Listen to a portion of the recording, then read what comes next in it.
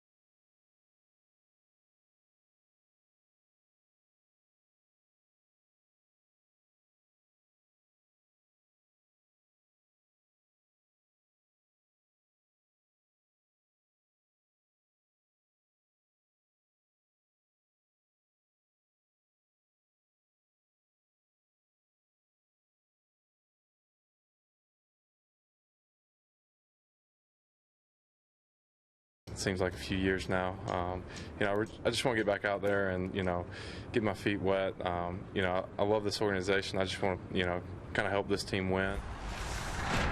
Well, he won't have to wait much longer as Alex White is set to make his debut as a Colorado Rocky in just a couple of minutes. He has 3 Major League debuts so far in his young Major League career, all with the Cleveland Indians. Hello, everybody. I'm Alana Rizzo here alongside the Rockies dugout. And earlier today, I asked Jim Tracy about what Alex White's approach should be in his first trip to the Hill with Colorado.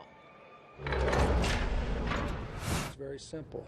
Just go out there and be Alex White. That's it. That's his approach.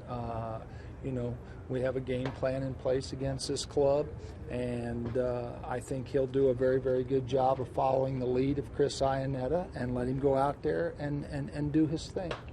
The anticipation is almost over as Alex White is set to make his Colorado Rockies debut. The Houston Astros and Colorado Rockies. Baseball is next. Stay with us.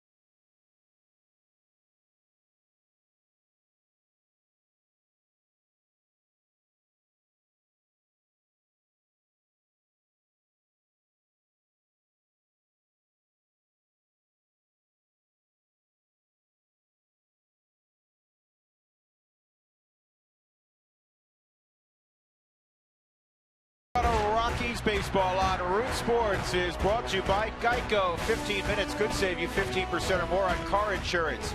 By the Ford Edge, class-defining style, revolutionary technology. Ford Edge, drive one.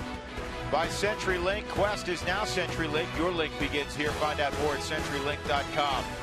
By Frost Brewed Coors Light, the world's most refreshing beer. And by Southwest Airlines, new Rapid Rewards, unlimited reward seats and no blackout dates.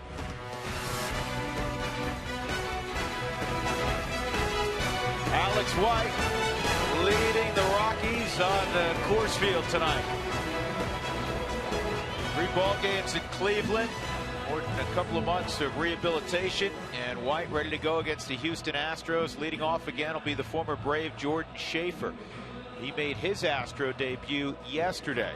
He was 0 for 4. Southwest batting order tonight for Brad Mills. Jose Altuve, he'll be in the 2-hole. J.D. Martinez, 3 hits last night. He'll bat 3rd. Then Carlos Lee. Ryan Bogasevic will bat 5th. He had 3 hits last night. Jimmy Paredes, Clint Barmas, Alberto Quintero again, and Bud Norris. One of the top 2 pitchers for the Houston Astros this year. Take a look at the scatter report, George, on Alex White. Well, you're going to see 3 fastballs tonight. I think that's one thing fans will look for. He's got a 4-seam, he'll run 90-94. He's got a cutter, it'll be 89-93. And then he'll run a hard sinker down and away. And he really varies speeds with that, 86 to 93. He did that the other day in Tulsa very effectively.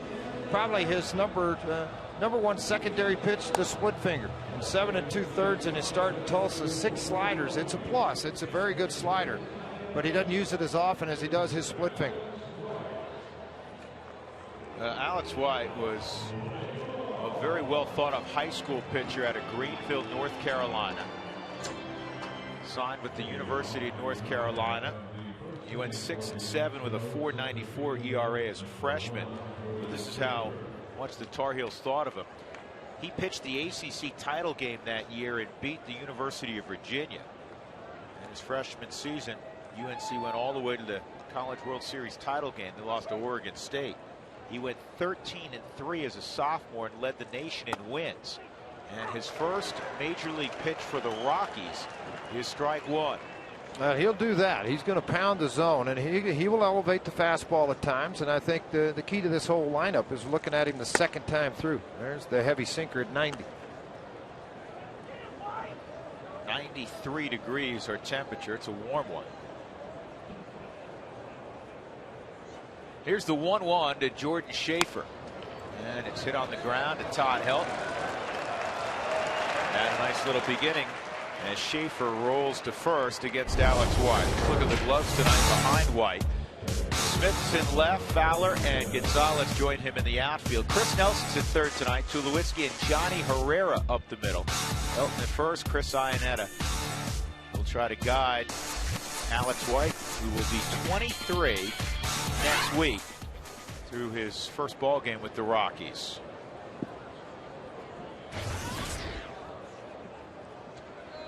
Jose Altuve at the plate, an aggressive young player. He had a double in 5 trips last night.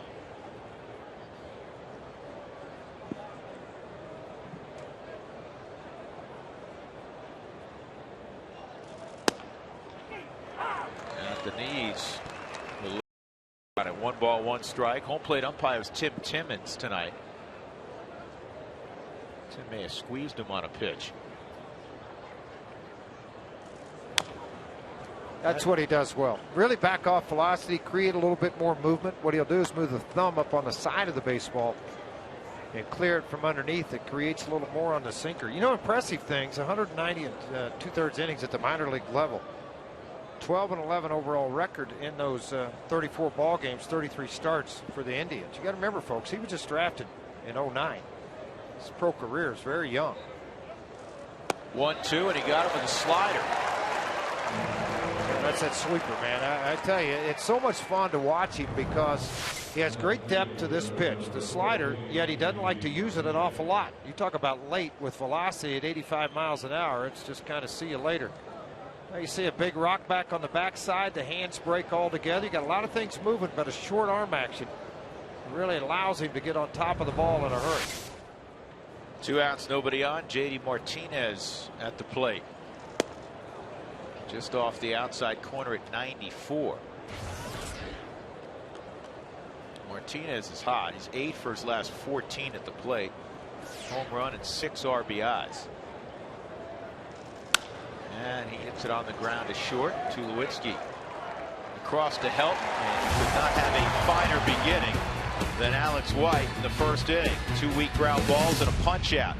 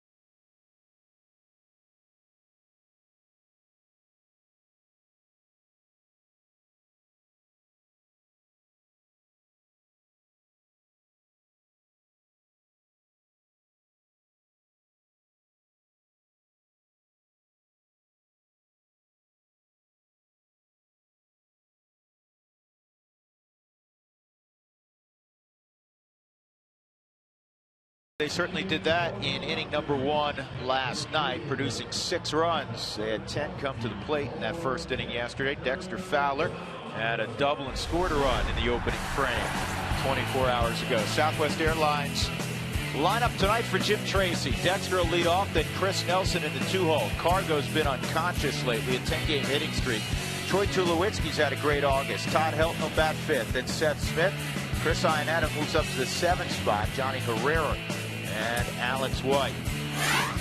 And a good-looking right-hander, Bud Norris. Stocky guy, 6 foot, about 225 pounds. George, he strikes out a lot of people. Well, he's got a power fastball and a very good slider to go along with that, developing a changeup, but unfortunately on a bad team where he doesn't get a lot of wins. 6-8 so far in this campaign for the Houston Astros. 26-year-old. 6th-round pick back in 2006, and this is in the air, pretty deep left field, and it's completely misjudged by J.D. Martinez. Dexter to second base. It'll be a double. I don't understand it. Houston's outfielders continue to play really, really shallow in the thin air, and that's the second time they've got burned in this series. The first time was a Chacin fly ball last night. Well, it doesn't make sense in this ballpark to play as shallow as their outfield is and to have to give chase on balls into the gap. I mean, you're just allowing runners to go farther. Now, whether that's Brad Mills that set that up, maybe it's Jamie Quirk, who used to coach here, that maybe gave that advice to bring him in the outfield. They're still shallow with Chris Nelson at the plate. I mean, Martinez on the pull side is still, George, as you said, I mean, he's 60 feet, 70 feet from the warning track. There's normally a spot that kind of gets worn out where more often than not the left fielder will be situated, and he's easily 15 feet in front of that. Yeah, I mean, he's playing right now probably at about 300 feet. Chance to get Dax back, throw in the dirt, everybody's safe. Now, Bud Norris got excited because Fowler started to go to third, but honestly, he needed to get the out at first. Yeah, there's no question. It's early in the game. It's the first inning of the ball game. Ball hit right back at you, and then you fire a very off-balance throw, a hard sinker into the ground to Clint Barmas. I mean, Barmas got great hands, but he doesn't have that kind of hands. Yeah, they're going to come out and check on Dexter right now. He's kind of grabbing that hip area. I don't know if it got twisted around a little bit. Scotty Garrett, Glenn Allen Hill, and the manager Jim Tracy.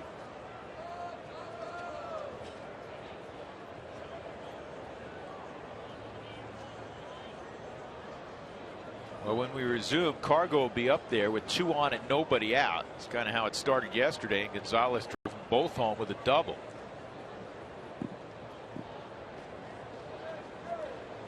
Dexter's not even going to jog. He obviously, whatever he told Scotty Garrett and the skipper Jim Tracy, convinced him that he's fine. Let's take a look at the Astros defensively. Same lineup and same alignment as last night. J.D. Martinez, Jordan Schaefer, and Brian Bogasevic in the outfield. Paredes, Barmas, Altuve, and Lee in the infield with Quintero doing the catching.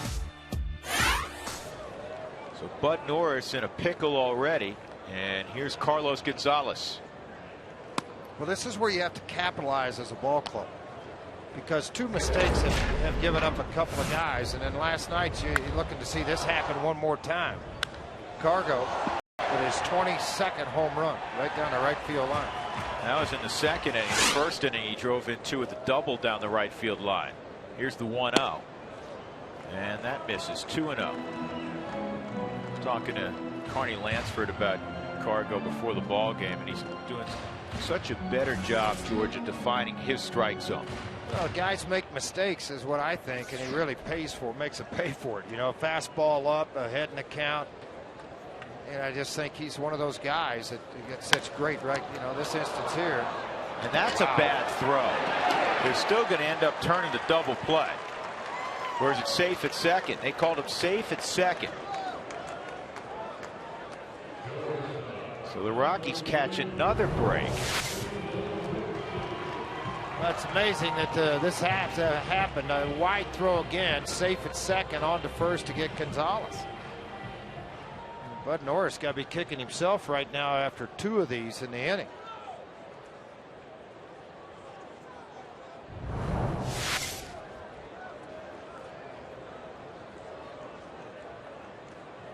Bad defense by Houston. No errors on the board. Both were fielders' choices. That's in there for a strike on Tulowitzki. Troy in the month of August has hit .373 with 5 home runs and 13 RBIs. He's also added 7 doubles.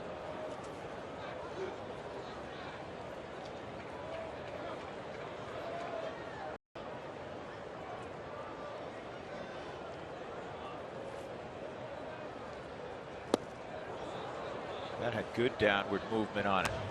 88-mile-an-hour slider. That's when you see sliders with that kind of velocity, 88 and above. It's in the upper echelon of sliders in baseball.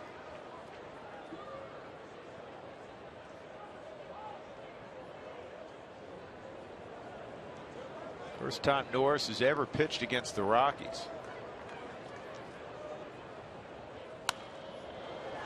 The 0-2's fouled into the upper deck.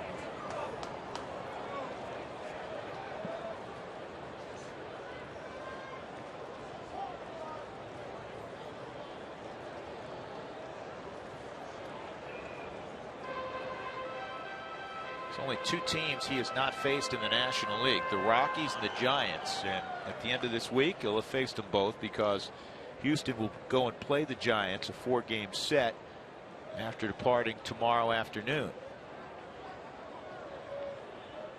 Norris will go on Sunday against San Francisco. Here's the 0-2, and this is chopped foul. Norris, mentioned, gets a lot of strikeouts. He averages 8.6 strikeouts per 9 innings, almost a strikeout per inning pitch. That's the 9th best rate in the National League. He beat the Cubs in his last outing 4-3, went 5 innings, gave up 3 runs. 0-2, and this is driven to right field, a base hit. Nelson will stop at third. A run-scoring single by Troy Tulowitzki, and it's 1-0 Colorado, his 87th RBI.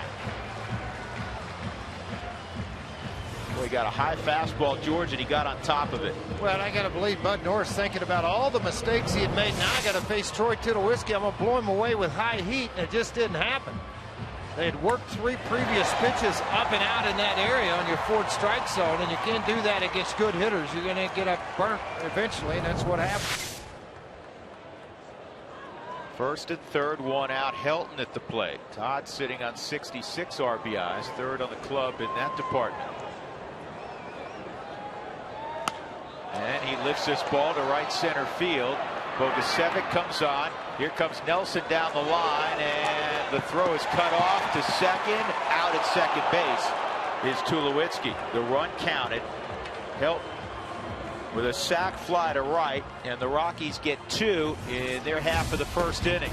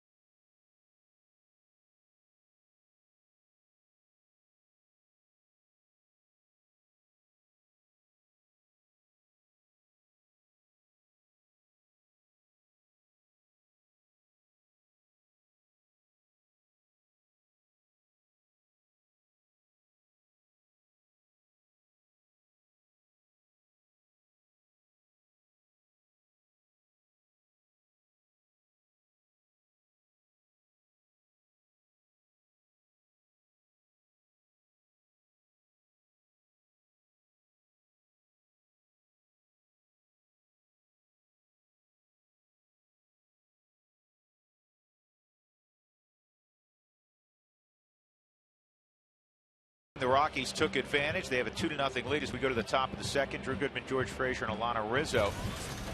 It is Text the Booth night presented by Office Liquidators and OfficeLiquidators.com.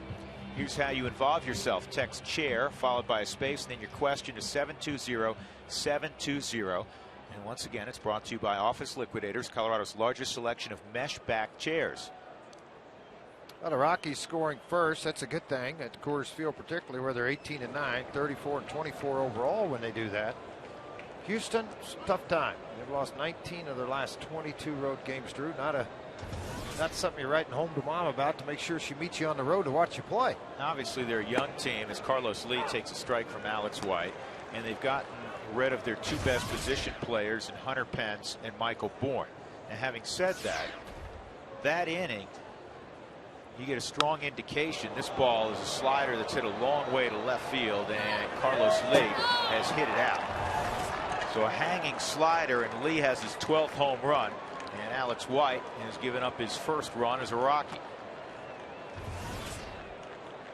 Just to finish that point, the way they played in that first inning, you understand why they're 42-86. Yeah, I mean, that's one big thing that kind of jumps out at you. And the team scoring first, I'll give you that one in just a minute. Once you look at this hanger, it was put on the clothesline for Carlos Lee, trying to overthrow the slider, backed up on him right into the wheelhouse of Lee. Able to hit it out of the ballpark. Well, when the opposition scores first, it's not a good thing with the sloppy defense. Then you allow 2 runs. The Houston Astros, 12-60. They don't come from behind often when the opponent scores first. Fastball to Bogusevic misses, ball 1. White had a 1-2-3 first inning, a couple of weak ground balls and also a strikeout. 2-1 the score. Here's the 1-0, and that's in there for a strike at 91. That home run from Carlos Lee is 343rd of his career. He's 4 behind Todd Helton, who's 347.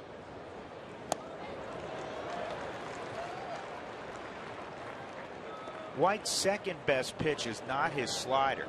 It is his split finger, and he'll apply different finger pressure, George. Sometimes it will move, drop down and into a lefty, or he can drop it down and in to a right. And what he does, basically, it's index finger, middle finger pressure. When you pull evenly with those 2 fingers, you get the downward plane straight down. Here's the 2-2. Strike 3. Froze him, and I think that was the splitter right there, George. It was, but it was not a good splitter. Because of lack of velocity, I think Bogusevic just left off of the pitch. That ball's up in the zone, but it had late tail to it. 1 out, and Jimmy Paredes will come up.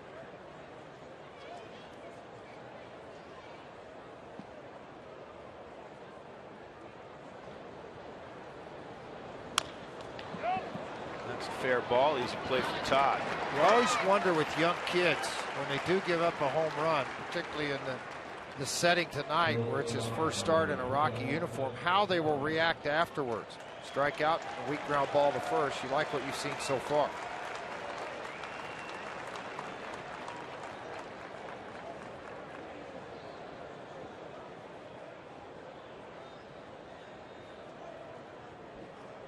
So Clint Barmas will step up. Clint was 1 for 5 last night and an infield hit. Had a long at bat against Rafael Betancourt and eventually struck out to end the ball game. It was 9-1 entering the 9th inning, and Jim Tracy had to use 3 pitchers and eventually his closer, Betancourt, because the Astros scored 4 times. Not what you want to do as a manager, trying to get a big lead. Let's go out. You got an 8-run lead. Those strikes get us through this thing. Romero gave up a few. They stay in play. Todd's got to play. Bo had a play. Got to have a longer reach, don't you think? See, that fell right where Huey normally sits. Bo McWilliams, nice. Did you catch that, Bo? No, he did not catch the baseball. No, you did. Stop. You did the Bob Uecker thing. When it stopped rolling, you picked it up. If it was a tennis ball, you would have caught it.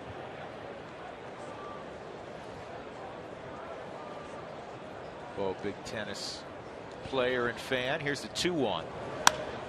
And this ball hit center field. Dexter's got it in the inning. A leadoff home run from Carlos Lee. And the Rockies have a 2-1 lead. Seth Smith will lead it off in the second.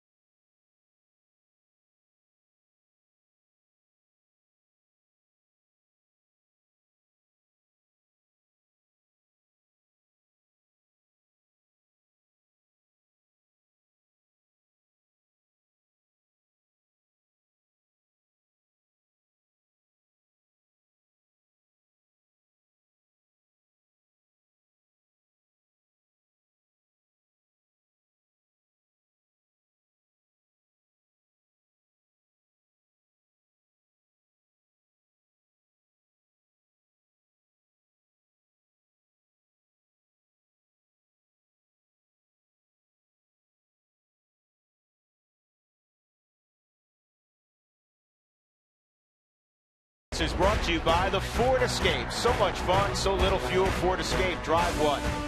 And by Pizza Hut, get any pizza, any size, any toppings for just $10 when you carry out.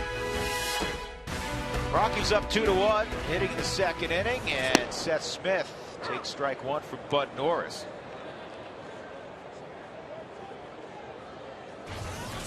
Last time we saw Smith, he was hitting a 458-foot home run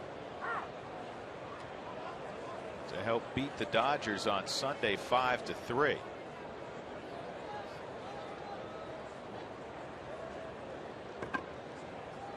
Two-strike count on Smith.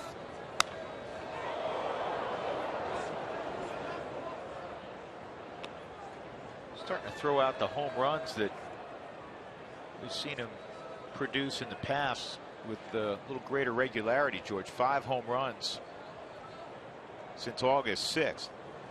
He has done that, doing a really good job of it, showing a lot of power.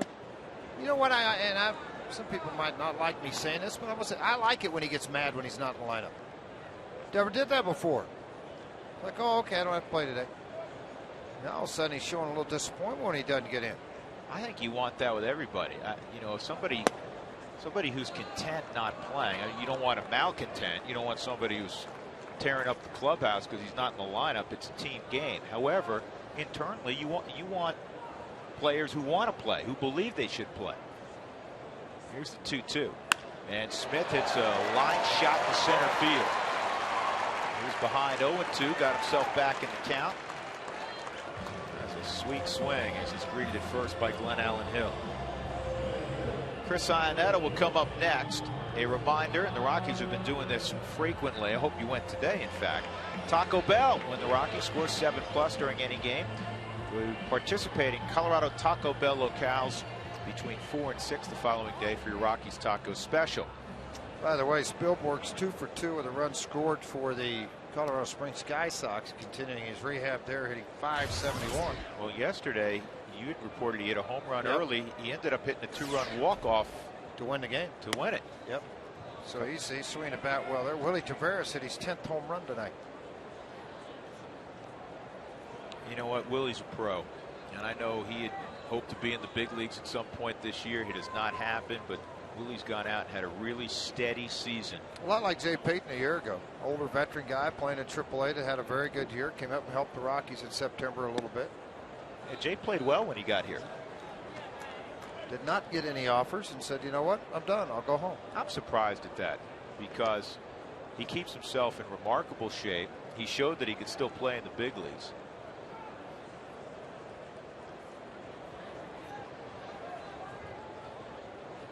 (2-0) on Iannetta. And that misses. 3-0. Johnny Herrera's on deck. Chris doing his thing, George, just in a different spot in the lineup. Seems like he does that an awful lot. And, you know, when you start to look around at catchers in baseball, he does a pretty good job of doing what he does. I mean, that's some of the things that you look at. Doug Marino, by the way, did a study for us last night on catchers. There's 19 listed here in the National League.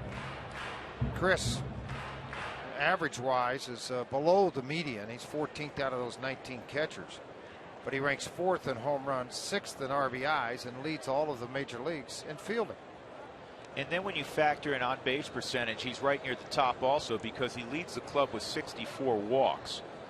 And that shouldn't be understated. The point of, you know, Doug and I were talking about this yesterday. The point of it is, outside of your Brian McCanns and your Joe Mauers, here goes Smith. Swung on and missed. The throw to second is not in time. Seth Smith steals a bag. He's done that 7 times. He's been caught just once. Pick your spots. Get in a situation where you get into scoring position. And again, this is a big jump by Smith, and then ahead of the throw coming in. A close play at second. Smith with a very good jump, head down, drive it all the way into the bag. Tag applied on the knee. That's the shots I like. Bang, bang play. 3-2 count on Iannetta. The point, though, is that everybody will clamor and say, oh, you know, you got to have the 300 hitting catcher who hits 30 home runs. Guess what? Bench, he wasn't a 300 hitter most seasons, but they don't come around frequently. Most catchers in the big leagues, they hit 230, occasional power, and you hope they call a good game, block the ball defensively, can throw decently. There's a base hit to center field, and Smith will get a stop sign at third. Good at bat from Chris Iannetta. Look around the game. You can do your own study. There are not many big-time offensive catchers. So what Chris does actually is upper third in the game. It is. I mean, and that's what's impressive about it. Here's a runner in scoring position. A ball hit just too hard with Schaefer's arm in center field. They had to hold Smith up. Well, you think back in the 70s and 80s. I mean, you're talking about Ted Simmons. You know, Bench was still playing to the late 70s. Carlton Fisk. There was a numerous amount of guys that were pretty good catchers and offensive guys. But now that has really diminished and tailed off. And think of the long gap from Pudge Rodriguez to where you are with McCann. Pudge was really the one guy that continued to do well as a catcher. You know, the other name that jumps out would be a Yadier Molina, who hits for some average, a little bit of power. He's a great receiver. Johnny Herrera takes a strike. Of course, one guy that carried the Giants a year ago, Buster Posey, needs to be mentioned because he had a great year a year ago. Hit 4th in the lineup as a rookie, and did not have a pass ball a year ago till late in the season, catching that staff. Yeah, but then you're right. Posey's a terrific young player. Unfortunately, as we all know, he's out for the season. Then you look at the rest of the division. Rod Barajas in Los Angeles. Veteran guys. Yeah. You know, Nick Hundley's been around. That misses with San Diego. He's solid, but you know, Chris's numbers are better than Hundley's. I like Miguel Montero down in Arizona. Montero hits for a little more average, at least right now, than Iannetta. The power is pretty similar. 12 home runs, 62 driven in for Montero. Montero, yeah, 12 and 62, 270, near 270 average for him. Iannetta moving and no throw. So Iannetta will swipe the base. It's now second and third, nobody out. Herrera at the plate with a 1-2 count. That's 5 bags for Chris Iannetta.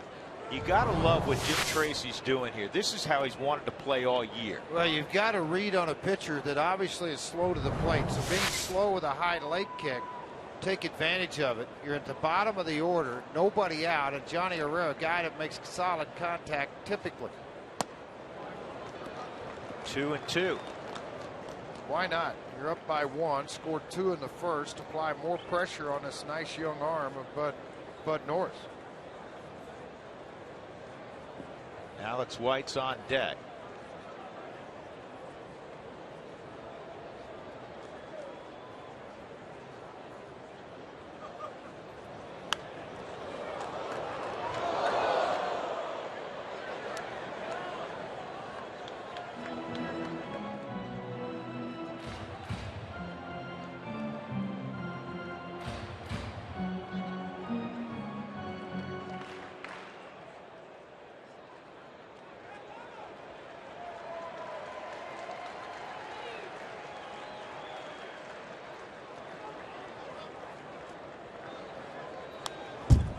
Good job by Herrera.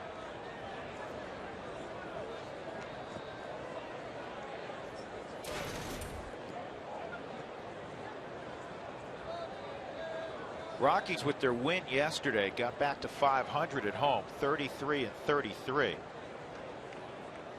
They're 8.5 back in the division.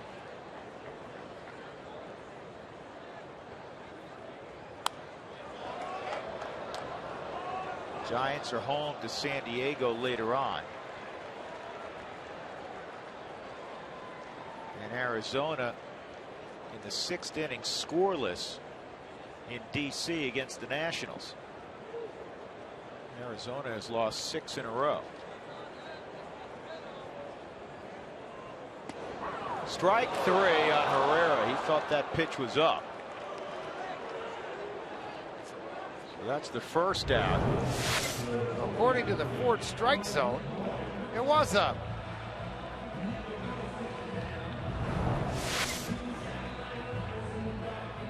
First strikeout for Norris, and we'll see how Alex White handles the bat.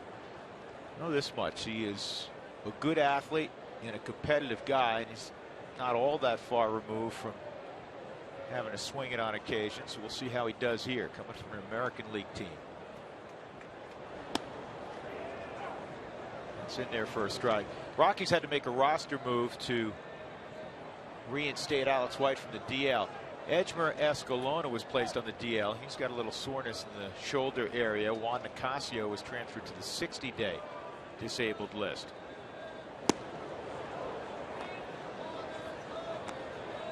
Two-strike count on White.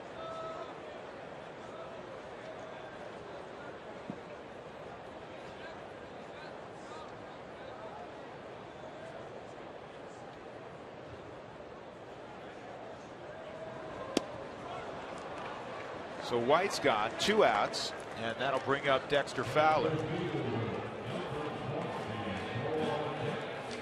Well, the Rockies made a trade today. Kevin Kuzminoff, who's from Evergreen, former Padre, most recently with the Oakland A's, and he was sent out a while ago. He's been at AAA.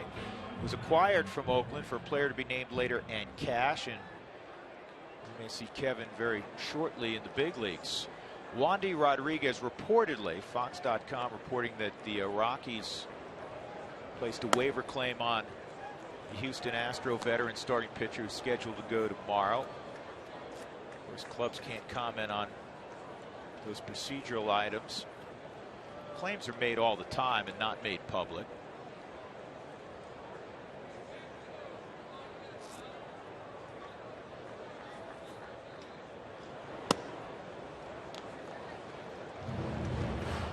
Basically, the rules of a claim, George, and get very confusing, but the team with the poorest record that of the teams that claim a player will be awarded that claim. So the team with the poorest record, and then they have 48 hours to negotiate a deal, or the team that put that player on waivers can pull them back and say, you know what, we're just going to hold on to them. They can make a trade, or they can say, okay, you know what, you can have them.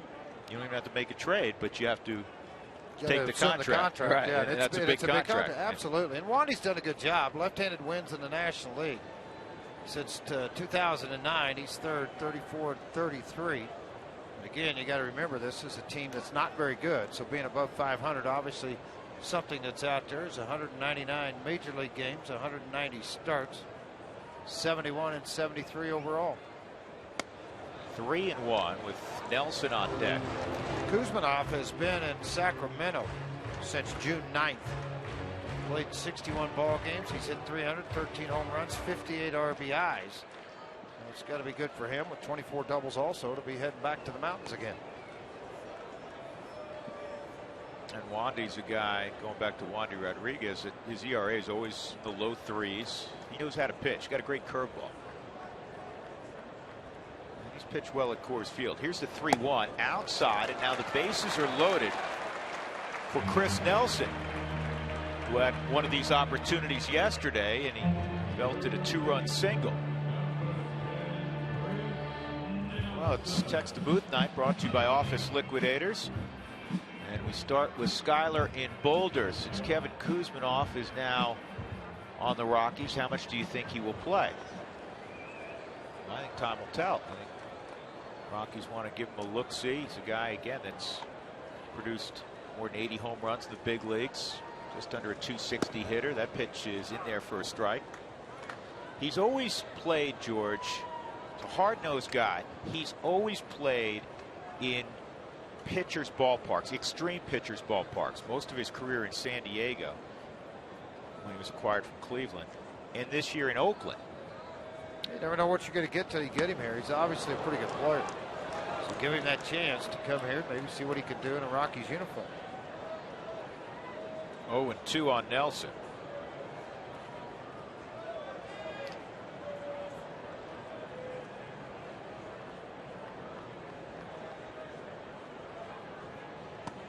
Strike 3. Nelson got frozen, so the Rockies failed to capitalize. They had runners at second and third, nobody out. 2-1. We go to the third.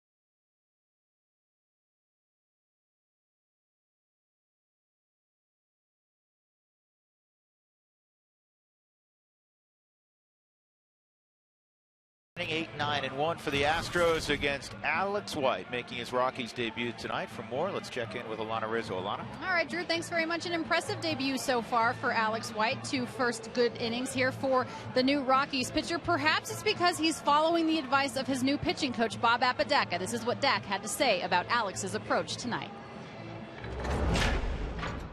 Not worry about a scouting report. I'm going to give the scouting report to the catcher. Execute what he does best. When he has a feeling of a right-hander, I need to make this pitch down and away, regardless of what the scouting report says, make the best down and away pitch you can. I feel it's time to come inside, go inside. Listen to your catcher because he also knows strengths and weaknesses, but I don't want to overload any circuits. And guys, he said he didn't think he would be nervous before his Rockies debut. I'll certainly ask him about that after the game, guys. All right, Alana, he has a focus and a toughness to him that is not false bravado type thing. Well, if they tell you, here's the thing I'm a big believer in this. Scouting reports are very useful to pitchers and to hitters. But I also think that scouting report going into the game that night, I may not have my good slider bad breaking ball hitter. Then I got to come with another method to get the guy out.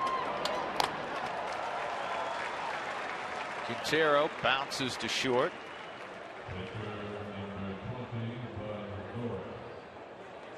And that'll bring up Bud Norris. 4 ground ball outs already. A couple of strikeouts, 1 ball in the air, and the home run to Carlos Lee.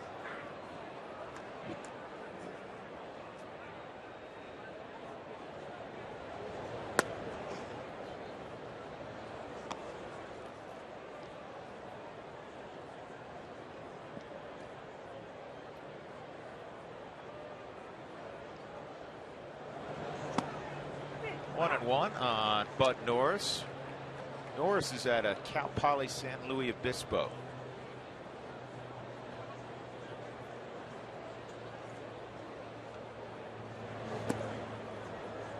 Two and one.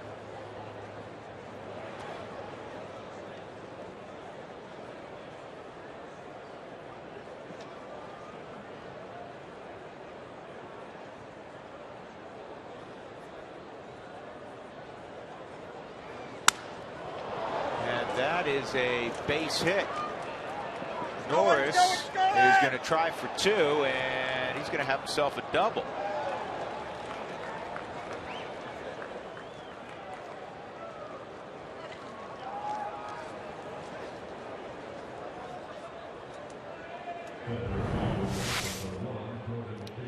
Sinker. See how you wanted that ball down a little bit more and on the inner half of the plate, and it just stayed out over the top half of the plate and allowed Bud Norris to pull it down into the corner. Most outfielders will play that they're going to hit the ball to the opposite field for pitchers. Not many guys pull the baseball. It allowed a little more distance for Norris to get into second base. Jordan Schaefer at the plate. He had a ground ball to Helton his first time.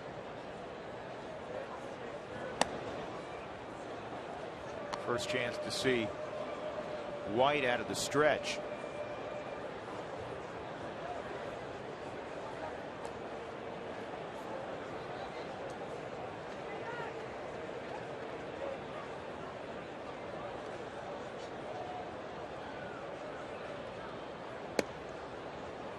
Two and 0.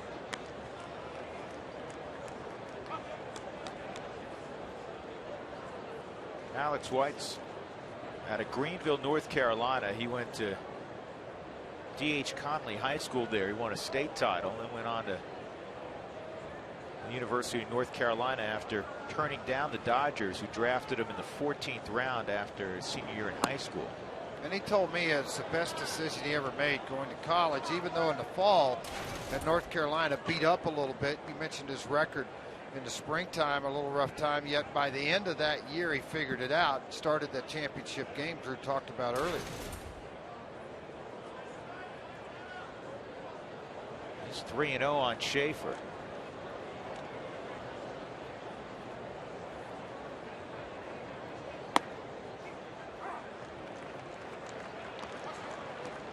Just the arm angle, George, would suggest there's going to be movement with the fastball. It's short arm action. A little bit across his body. It's he changes his arm angle to high 3/4 to low 3/4. Throws across his body. You're working different leverages. I thought it was kind of humorous a little bit, actually, in Tulsa, that Bo McLaughlin, the Rockies pitching coordinator, said, "You know, you throw across your body a little bit," and he goes, "Yeah, I've been told." Okay, I'll leave you alone.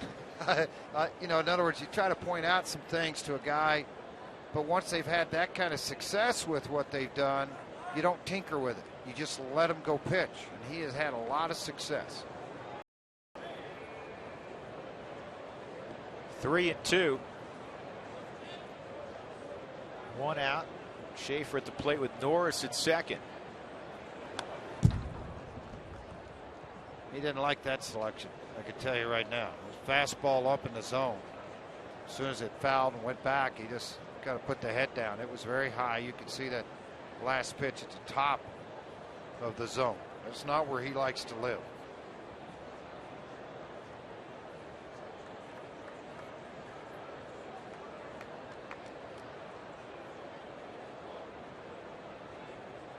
Last big league outing, May the 20th. That's a base hit to center field. Norris will be stopped at third. So first and third for Jose Altuve. That's Schaefer's first hit in an Astros uniform.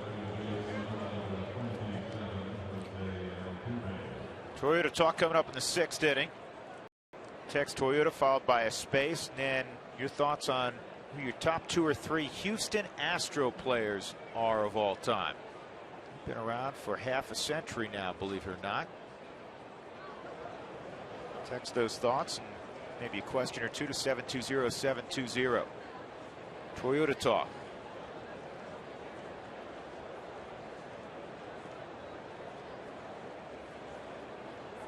So the first jam for Alex White. Trying to get a ground ball from Altuve. He struck him out on a slider his first time. Schaefer takes off. Big jump. Throw to second. Not in time.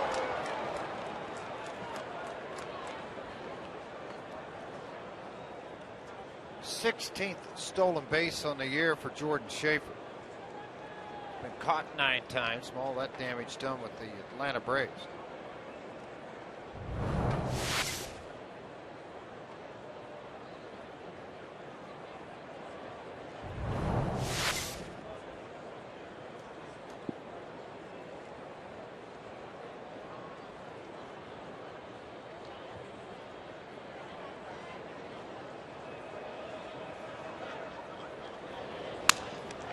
Comebacker up, got under the glove. Tulowitzki's got to go to first, and he didn't get Altuve.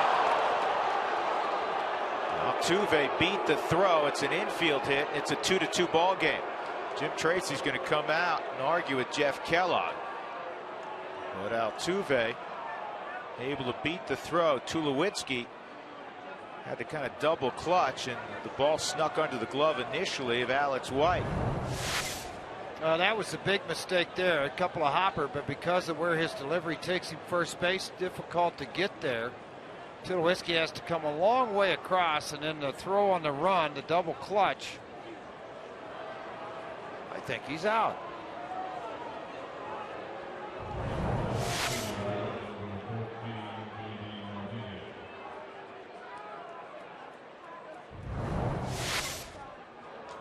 Look right here on this. Slow it down right when he gets there. Oh, did his heel get on there? I mean, great positioning by the first base umpire, Mark Carlson, to make the call. He was right there.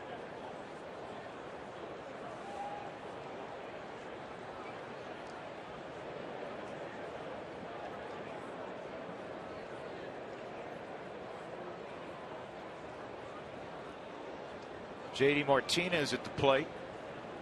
Still first and third. 2-2, 1 out. And this is a chopper that you're not going to have a play on either. That's just bad luck. Another infield hit, and it's 3-2 Houston. 2 balls not hit very hard at all. Produce base hits and runs.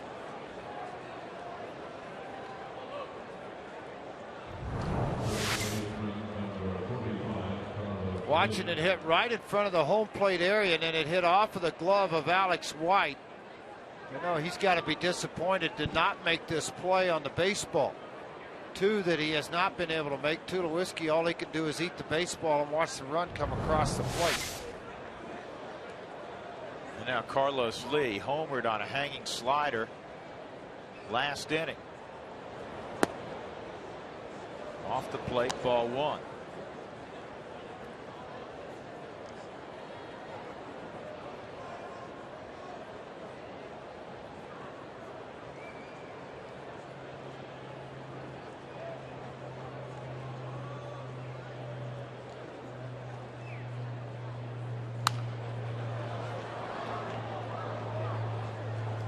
Fastball had some cut to it. 1-1.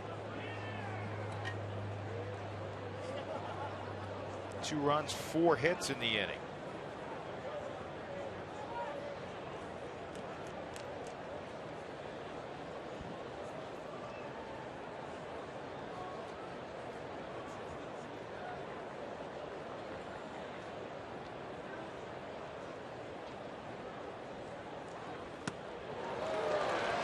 fooled him badly there. 1-2. Check out the Camarena Bar Loft, located in center field, available for groups of up to 63. There are a few folks out there tonight watching, so call the Rockies, 303 Rockies, for more information.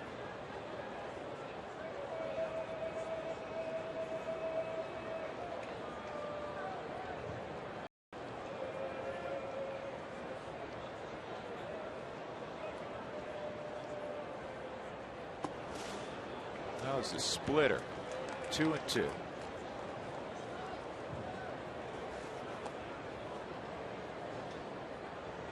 Probably got the best movement, George, downward on that splitter. It was just so far off the plate, Lee wasn't going to bite. Well, he left a couple of them up, one a strikeout, and one was topped in that previous at bat by J.D. Martinez. So he probably overemphasized pulling with that middle finger, so you put the cut and the down movement by doing that. Needs to make a pitch here.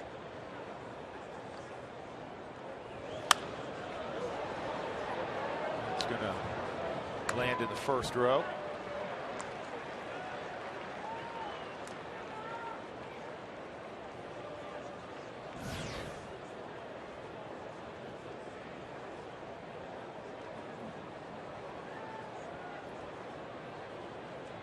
Tulsa threw 16 in the third innings in his rehab. Last 15 innings were all scoreless. 1.65 ERA in his time in Double-A with the Rockies. 10 strikeouts, just 1 walk.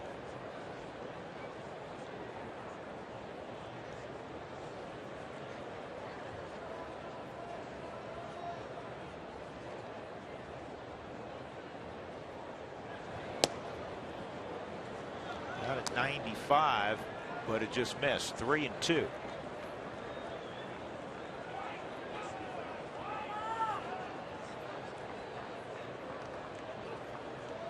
It's a Tar Heel battery. Chris Iannetta, Tar Heel. Alex White, more recent grad of North Carolina.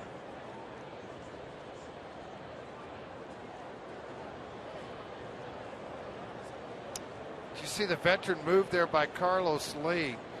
When he stepped off the back of the rubber, he instantly glanced back to see where Iannetta was. Iannetta was trying to get back to the center of the plate.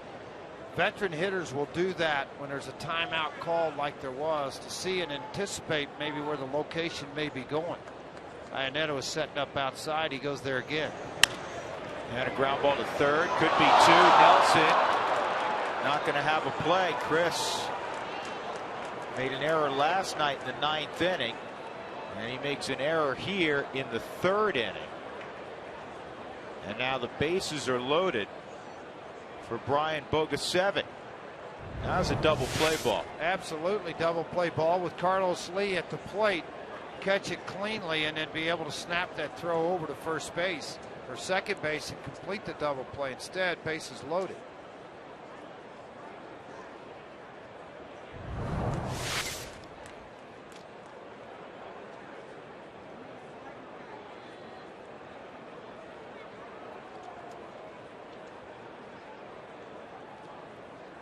That was a good battle with Lee, and White got exactly what he wanted.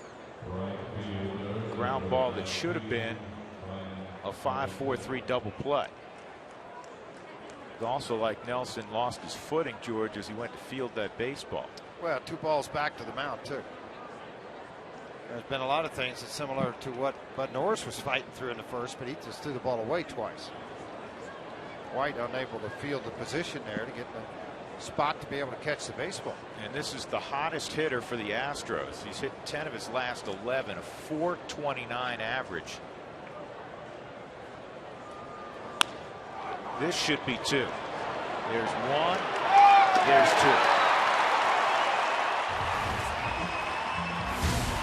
In the inning, 2 runs on 4 hits, and the Astros take a 3-2 lead.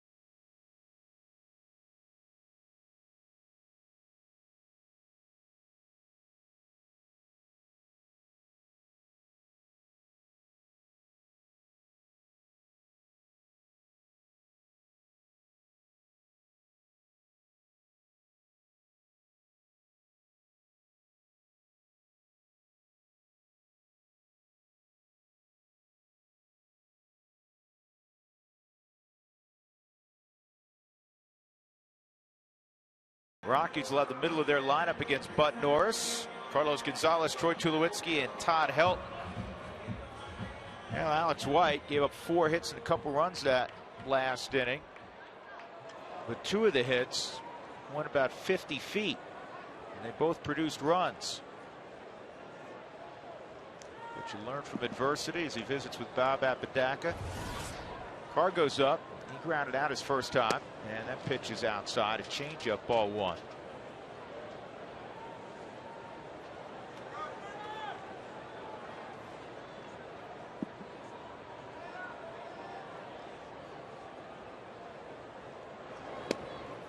That's away, 2-0. Carr goes on quite a run. He has a 10-game hitting streak. He has an RBI in 7 straight games, which matches a career best for him. 3-0. How about the month of August? And keep in mind that he missed the first 5 games of August. He's still tied with Prince Fielder for first in the league in ribbies, second in home runs with 7, second in slugging percentage. And the 3-0's in there, 3-1.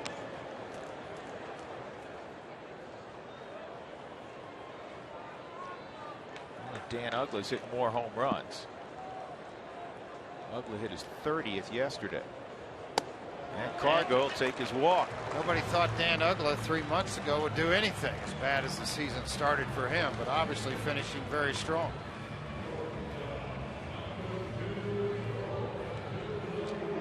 Now Tulowitzki will step up. Troy, an RBI line single to right in the first inning when the Rockies got both their runs.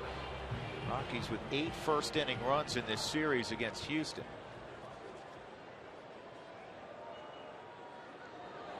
Let's see if Cargo looks to run. He hasn't in a while, but Norris has been slow to the plate.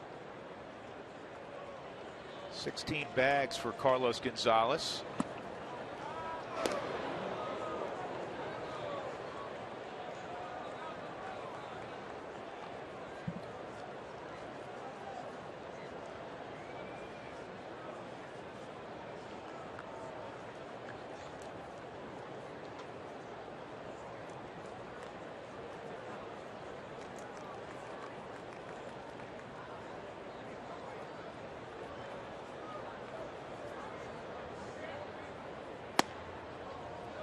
Two and 0.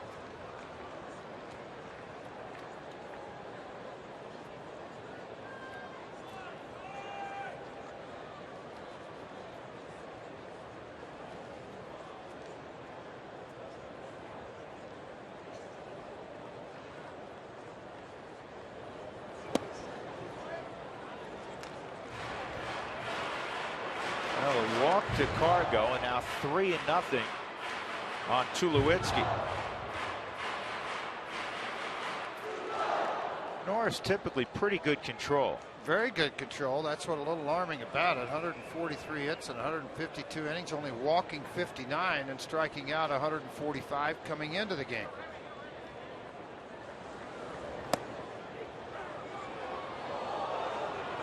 Three and 1. Helton's on deck.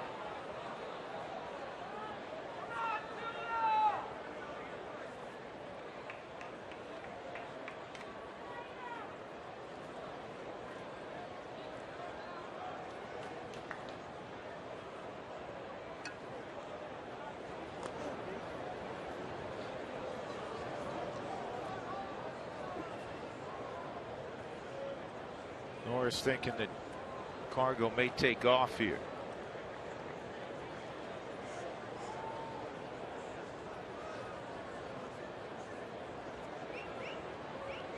He does. Called a strike. Safe at second. 17 stolen bases for Gonzalez. And the Rockies' 3rd of this ball game.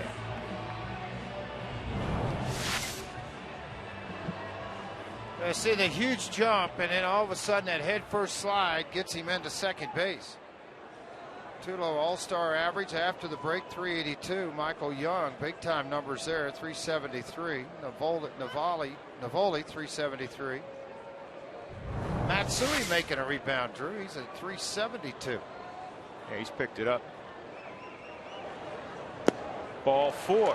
So now Tulowitzki joins Gonzalez on base. Nobody out. Helton coming up.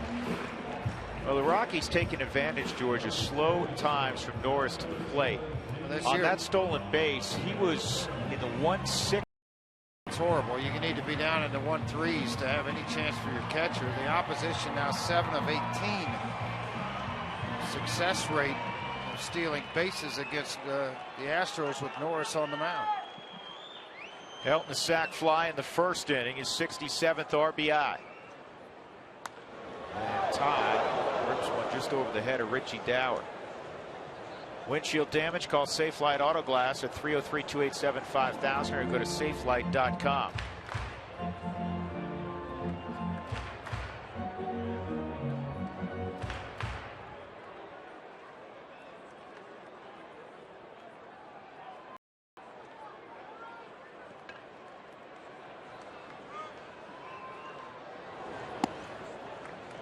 One ball, one strike.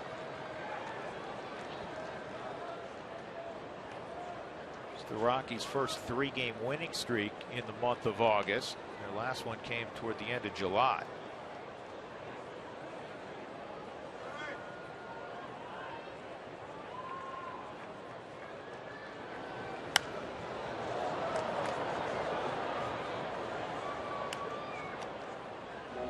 If Todd were to hit that left center field gap,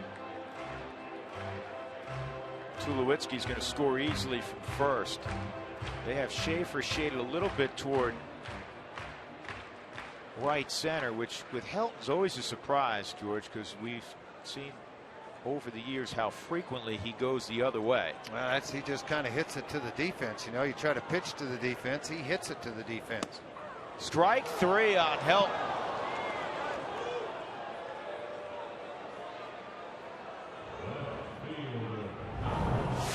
Well, I didn't think it was close. Todd Helton didn't think it was close, and the Ford strike zone says it wasn't close. On the overhead, you can really see the movement of the pitch off of the plate. It may have been one given by Tim Timmons, the home plate umpire, for an out, a big out in this inning for Bud Norris. They called Johnny Herrera out on a pitch that looked considerably high. So Smith will try to pick up Helton, 2 on and 1 out. Here's a McDonald's Big Mac Smack, and this is a Big Mac Smack. Smith on Sunday. This proved to be the game winner. 2-run home run in the 7th. The Rockies did not have a hit since the first inning. This one into the second deck. Be sure to text McD to get a free Egg McMuffin or Big Mac with the purchase of any drink. 1 per person. It's valid tomorrow only at participating Northern Colorado, Nebraska, and Wyoming McDonald's. 2-0 count on Smith.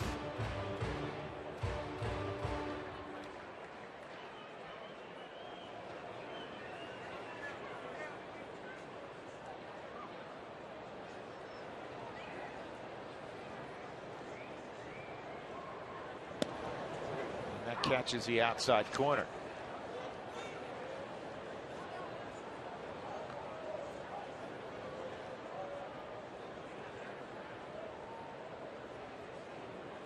Cargo walked. He's at second. He actually stole a base. Tulowitzki walked. Here's the 2-1.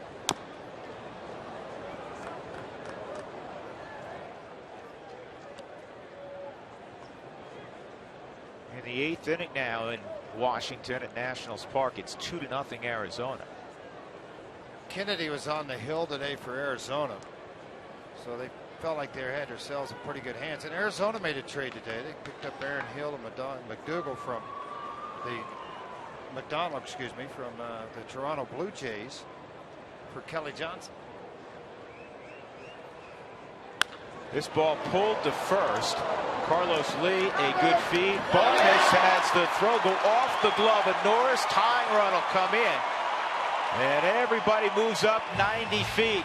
Gonzalez scores to make it 3-3 as Norris continues to struggle defensively. 2 bad throws in the first inning, and he just didn't catch this throw from Clint Barmas. Nice job by El Caballo, Carlos Lee. Absolutely it was. And then when that ball got away from it, it allowed Smith to get into scoring position at second base. That ball just tailed away from him, but look where his early stride was.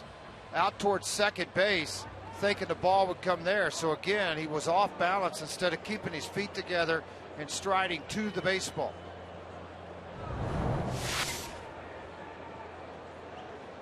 Ionetta at the plate. He singled in the second inning.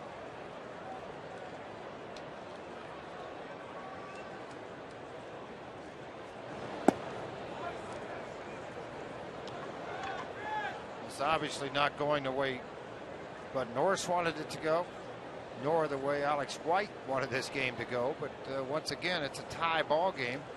Here in the bottom of the third, and a chance to take the lead for the Rockies. Same scenario when Ionetta came up previously with Smith at second and a line drive base hit up the middle. They're giving the error to Clint Barmas. I don't agree with that. I think the error should be on Norris. Norris is there. The throw's within his body framework. And as you pointed out, George, you had to do that a bunch of times in your career on the 3-6-1 double play. Let the ball get to you before you stretch to it. This shouldn't be Barmas's error. Not at all, because as a pitcher now, you watch when Barmas throws this baseball. Freeze when he takes his stride out, folks. See, now look how he is. He strided out this way. The ball's coming here. If you keep your feet together, then you got a chance to react to it and go to where the ball's thrown. But if you step this quick, this early, look how off balance he is. He couldn't even recover to get back to even come close to making a play on the baseball. I think that's a very unfair error to Clint Barmas.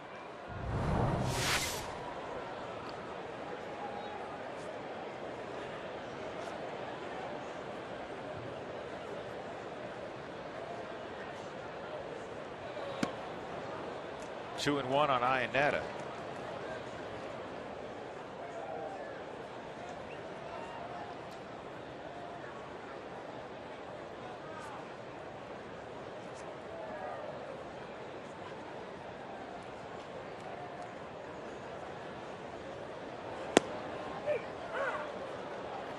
On the outside corner, 2-2.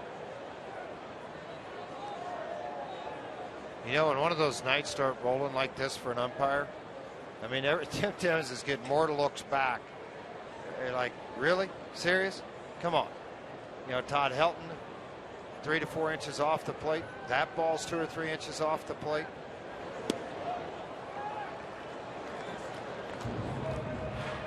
And a smart pitcher will keep going out there. Unfortunately, both these guys have been a little bit inconsistent tonight early in the ballgame, particularly Norris. They haven't been able to live out there and get a call. Now, if we were watching Maddox or Glass, oh boy, it would be a quick ball game. 3-2 with 2 outs.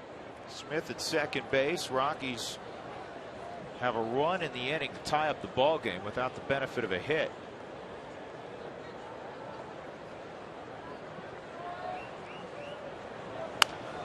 And this one to Carlos Lee, and he butchers it. Safe at first. Norris was off the bag. This is becoming a comedy of errors for Houston. You talk about poor defense. Dougie, who do you give that one to? Hip shot? I mean, Lee still recovered in time to get the out, but Norris didn't have his foot on the bag. Wow. Bud, I hate to tell you, but if I was your pitching coach, tomorrow you would be out early doing PFP a lot. He is off the bag. I mean, you're right. This is Carlos Lee off of the shoe, and then the spin of the baseball brought it back to him, and then he could throw it over to Bud Norris. Bud just didn't have his foot on the bag. Wow. Houston 15th in fielding, 98%. They've committed an awful lot of errors this year, 94. This will be their second error of the game, but keep in mind the first inning, they really you couldn't have. Could have given 5. You couldn't technically give an error, but out should have been produced by Bud Norris a couple times on bad throws. Johnny Herrera takes a strike, and Johnny looks off. Johnny doesn't say too much. See where that pitch was. I thought that was away. The error's on Carlos Lee.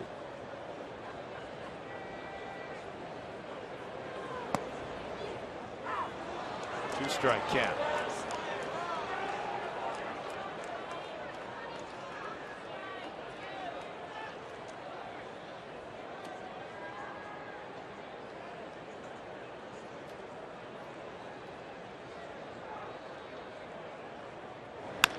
This is back to Norris, and he made the successful throw, this time to Lee.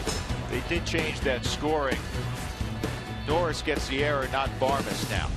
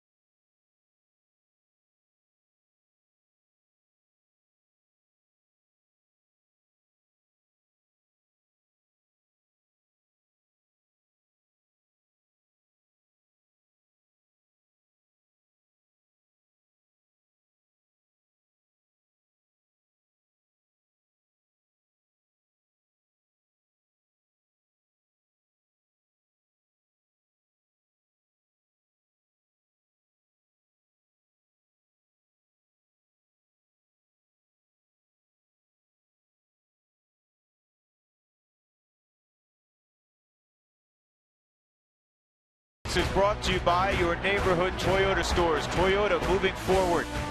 By AT&T, the nation's fastest mobile broadband network.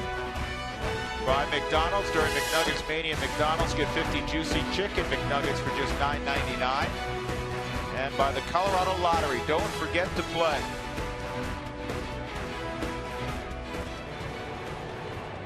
Back in downtown Denver, it's a 3-3 ball game. Alex White making his Rockies debut. He gave up a couple runs last inning. In the second inning, he gave up a solo home run to Carlos Lee. He'll face Jimmy Paredes, Clint Barmes, and Humberto Quintero, 6, 7, 8 in the Houston lineup.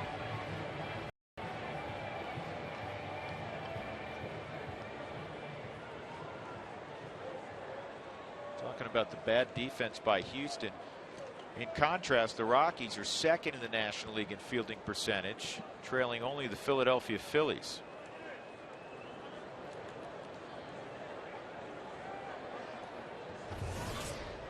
And the Rockies have had opportunities to blow this thing up, too. They have 11 at bats so far with men in scoring position with just 2 hits.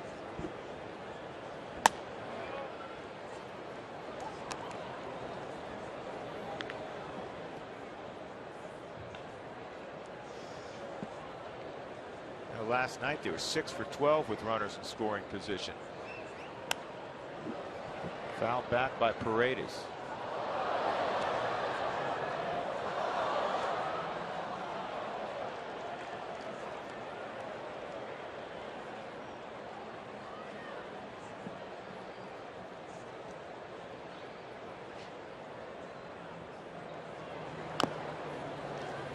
That's a fair ball. No, guess not.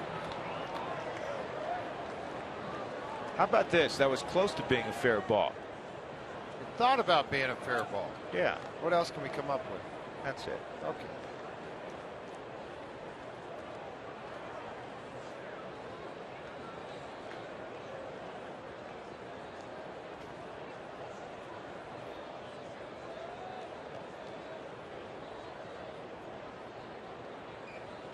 One and two on Paredes, and it's a ground ball to Tulowitzki.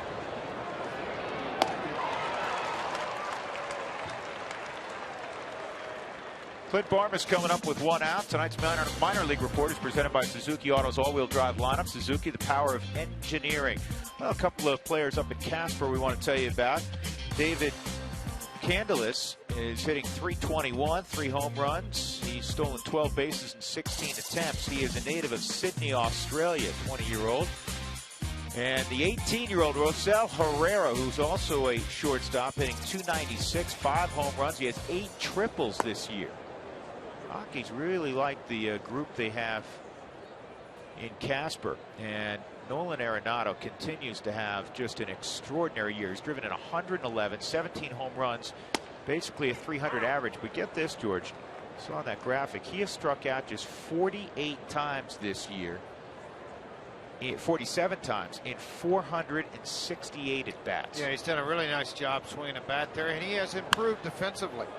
And he's worked very hard at it. Jerry Weinstein there with him as a college coach, and Jerry with a lot of energy is sure going to make it work harder and do what he needs to do to make you a better baseball player.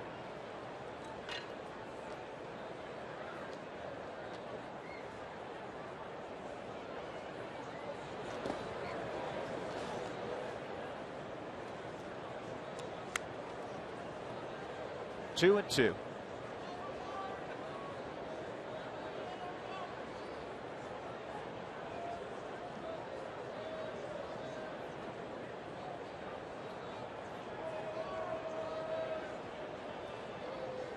Two on Barmes.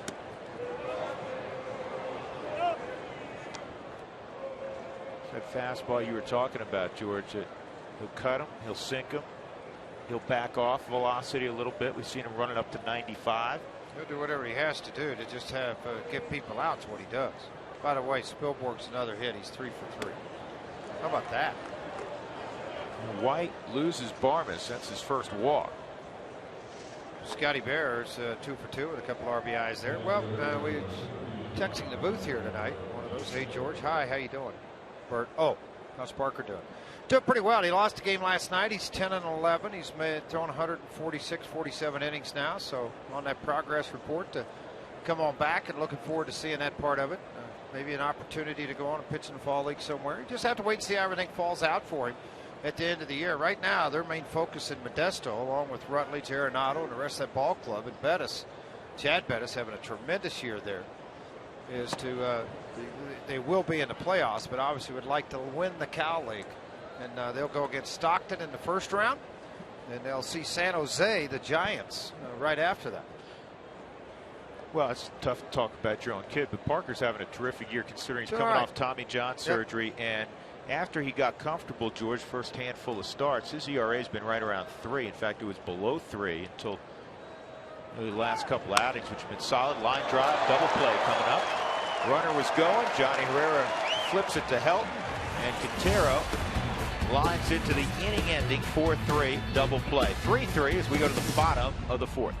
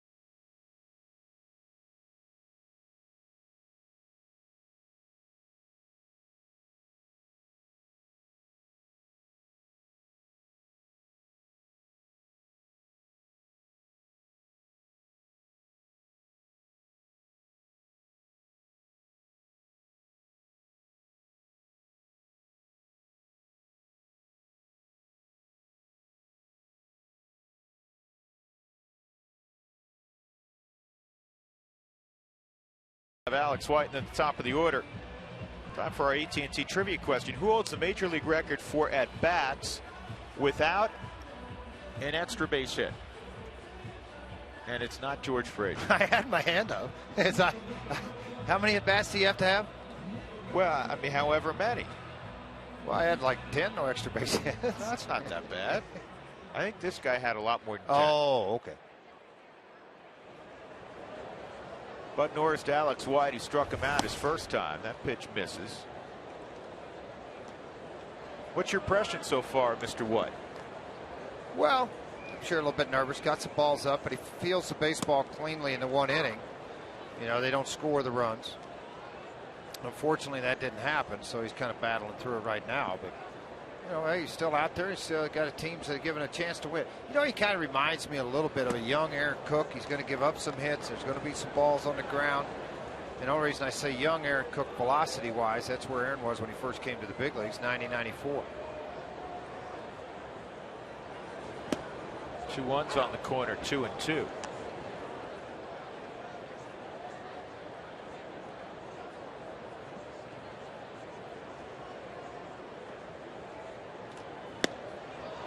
Slider strikes out Alex White. One gone, and Dexter Fowler will come up and double and a walk tonight.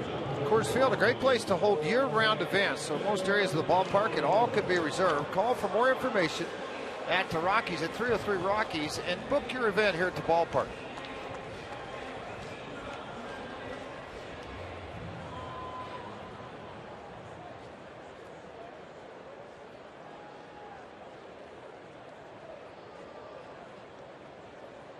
The Astros last night had an interesting occurrence. They lost the game 9-5, as you're well aware. They had 15 hits in the game. They had won 21 straight games when producing 15 hits in a game. You get 15 hits, you think you're going to win, right? Should. Not only did they lose, they lost by 4 runs. 0-1 on Dexter. Played his 300th career ball game on Sunday. All in center field. Well, before the end of the year, he's going to be the career games leader defensively in center field for the Rockies. Juan Pierre played 316 out there.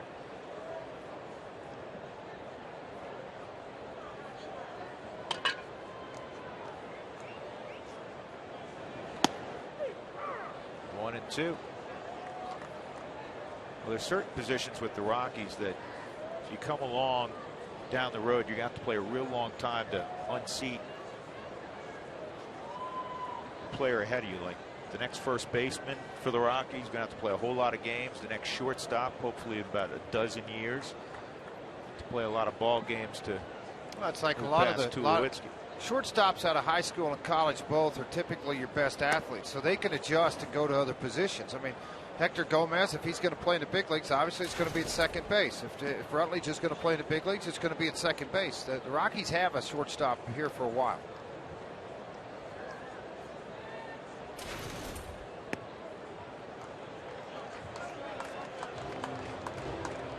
Dexter's seen a lot of pitches, as he typically does. 3-2 count. 84 pitches in now. Bud Norris with 1 out in the 4th inning.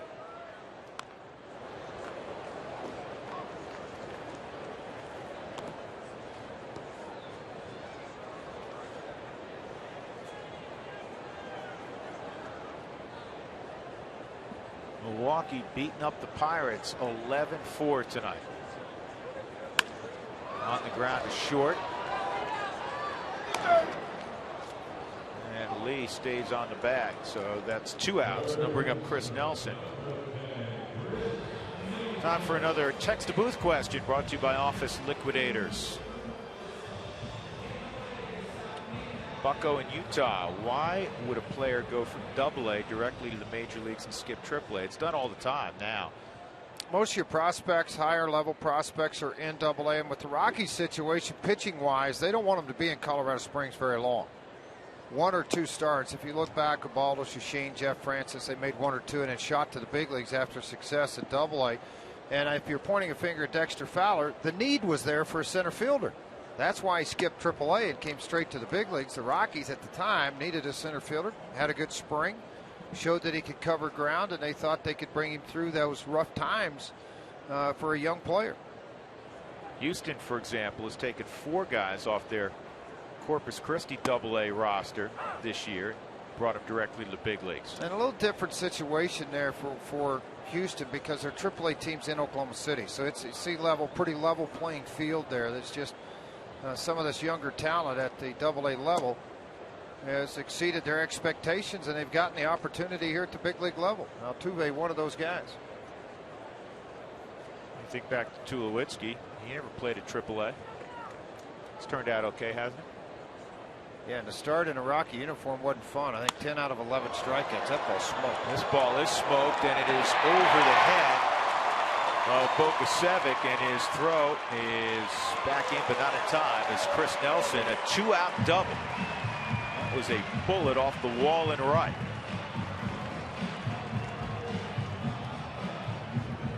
If you watch Carney Langsford work with young hitters in batting practice, really focus on driving the ball to the right side, center part of the ballpark, and when you make a mistake, do something with authority.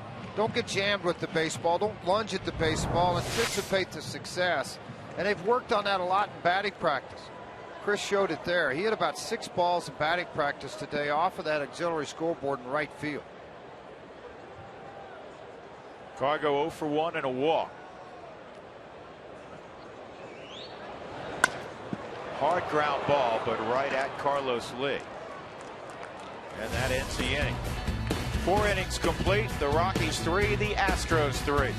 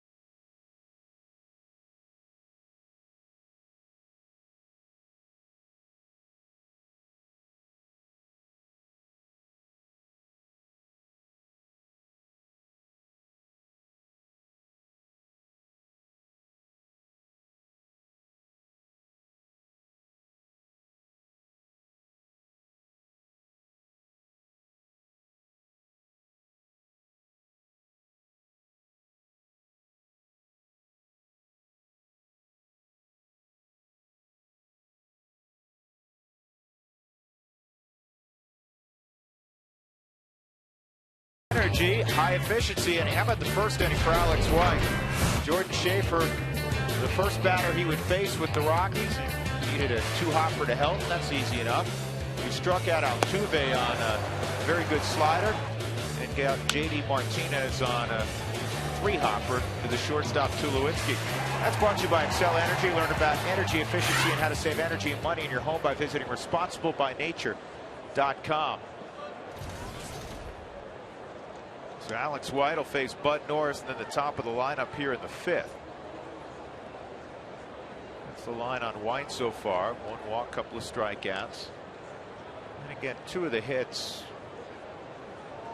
were comebackers. One that had so much English on it, kind of went under his glove, and then one that was off to the third base side that he got a glove on and redirected it away from Chris Nelson, who was coming quickly. Both of those infield hits scored a run, though. This is popped up by Norris out of play. I'll tell you a quick story about Alex White. When he was in college, and he had a very decorated career, as we've chatted about tonight, at the University of North Carolina. His junior year, he beat East Carolina in a regional to send North Carolina to the College World Series again. And it was one of those ball games where he just kept battling and dominated a very good ECU Pirate baseball team. Well, after the game, outside the locker room waiting to shake his hand was Terry Holland, the athletic director, longtime basketball coach, Jewish guy. Terry Holland, the athletic director, East Carolina, wanted to shake the hand of Alex White. He was so impressed with how he went about his business on the mound that day. You know what impresses, and again, folks, I'm not trying to demean any other college program in America, so don't take it that way. But the expectations of North Carolina every year is to be in Omaha.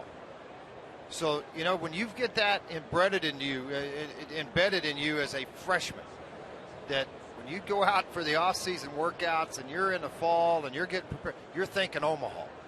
So I think it plays a role in a guy like Alex White's success to be, you know, high expectations of what he's going to do at a major league level. Just like a guy coming out of a high school that is very prominent in a sport and is very good in that sport and win state championships, their expectations are high.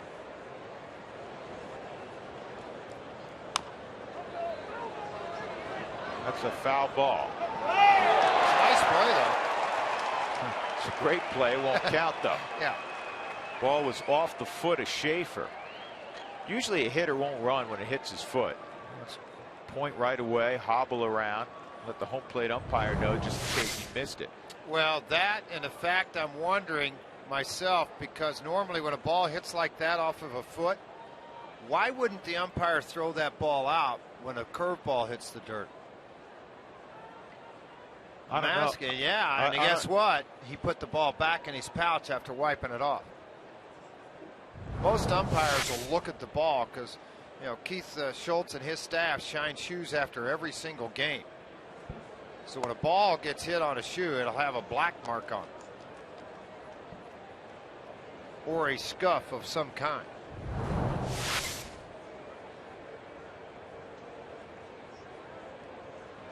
You know what? I don't think it. I don't think it hit it. Yeah, I don't think it did. That's why I've never seen a guy run out of the box quicker when it hit his foot. Normally they're going to stand around and we're going to hobble. Yeah, or hobble. He didn't do any of that. If that would have hit the end of his toe, and those are kind of a mesh shoe, it's not a leather shoe, I'm telling you now, it would have hurt. Well, Schaefer's gone. Fourth strikeout for White. 2 gone. And Jose Altuve will be coming up. Wells Fargo customers, get your 2-for-1 Rockies tickets. Do it today by going to wellsfargo.com/Rockies. Wells Fargo Bank member FDIC. Now Altuve, a strikeout, and he was one of those guys that produced an infield single that scored a run back in the 3rd inning.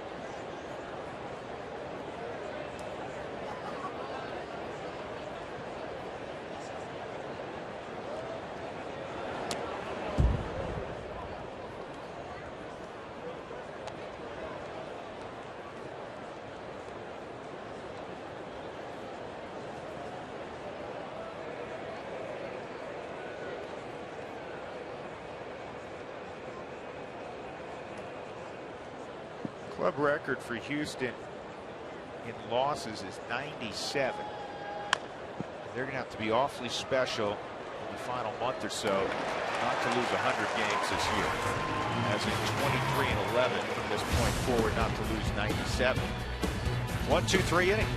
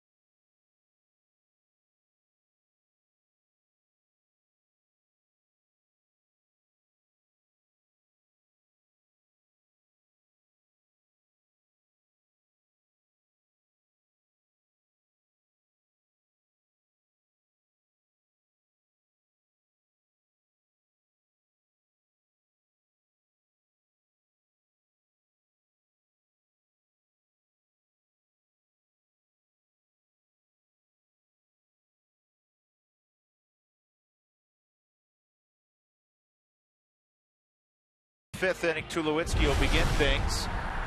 Time for our Fast Cash Sideline Report. It's brought to you by Fast Cash Gold Centers, where you'll always get 40% more for your gold. Field Level and Alana Rizzo. All right, guys, thanks very much. You know, it seems like this particular homestand is the first time all season long that Troy Tulowitzki and Carlos Gonzalez have been in sync with one another. Tulo 333 coming into the game. Carlos Gonzalez 370 on this homestand so far. I talked to Jason Giambi about how great it is to have these two guys playing so well together. Those two kids are hot. I mean, they're unbelievable because I've seen a lot of guys play well in this game, but those guys can put it together as good as anybody when it comes to being hot, where they can get hits in a game, 5 hits in a game and hit 3 homers or hit 5 or 6 homers in a week. It's pretty incredible how hot they can get. And Tulo makes his way to first base after being hit by a pitch by Bud Norris. Todd Helton at the plate now. But, guys, the Rockies are 5-2 on this particular homestand. It seems that the Rockies go as Tulo and Cargo go. Well, like a lot of big teams, I think you're right, Alana. They go when the big stars are moving in the right direction, things usually happen for a ball club. When they struggle, the rest struggle.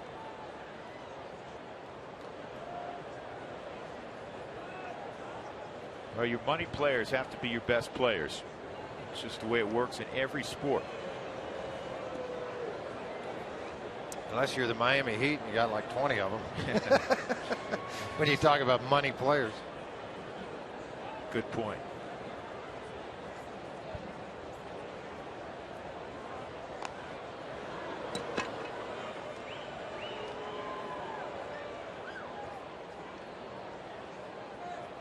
Well, Bud Norris started the third off with a couple of walks, kept himself in trouble the whole time. Here in the fifth, he whacks Tulowitzki with a fastball, and just maybe asking for trouble with the rest of this lineup.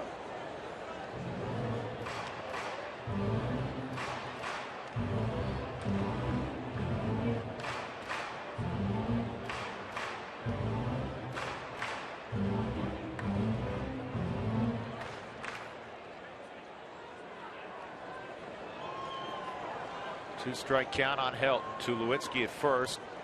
Here's the go-ahead runners. The Rockies hit here in the bottom of the fifth. Todd drives it foul.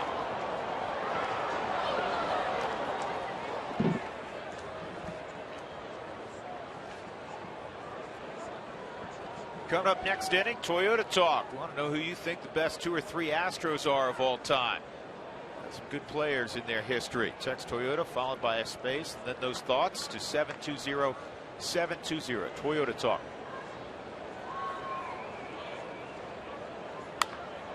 Tried to come in on Todd. The bat was quick as he lashed that one into seats the other way. Well, he covered away. Then he covered it. He's just proven a point. You know, I might have turned 38 the other day, but the bat hadn't slowed down. You come in, I'm looking in there, I'm going to hurt it. He just hurt it a little too early.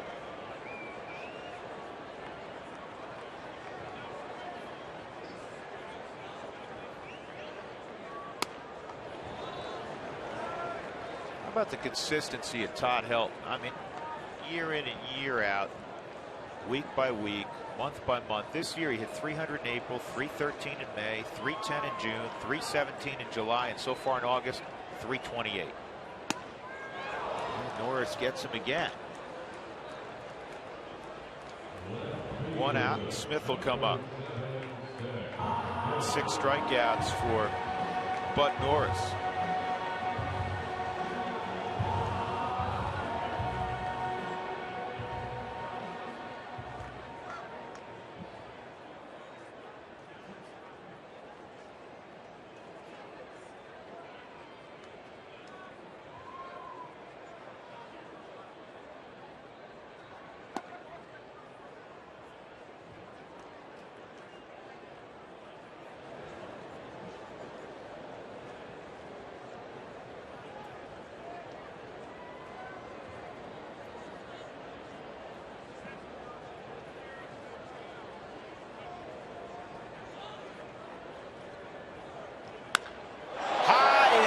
Take a good look. You won't see this one for long. Off the facade of the third deck. Are you kidding me? I thought he hit it pretty far on Sunday. 2-run jack and then some. Seth Smith's 15th. 5-3 Colorado. Wow, that thing was crushed. I like to watch the expression on the fans in the third deck that never think they're going to get a ball hit up here. And then it hits the front facing of this upper deck. Smitty's like, you know what, that felt really, really good when I hit that.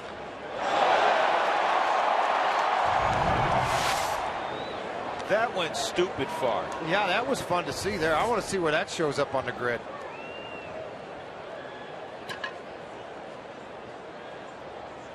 Oh, 1 on Iannetta, 1-1. You know, I think, and folks, so you know at home, here's the deal. There's a grid of every ballpark in the United States, and it's computer generated, and it's done by baseball people that have computers. So then you have the grid, you know, and that's how they measure everything off. That's a hard ground ball. Paredes will have it. He'll throw out Iannetta.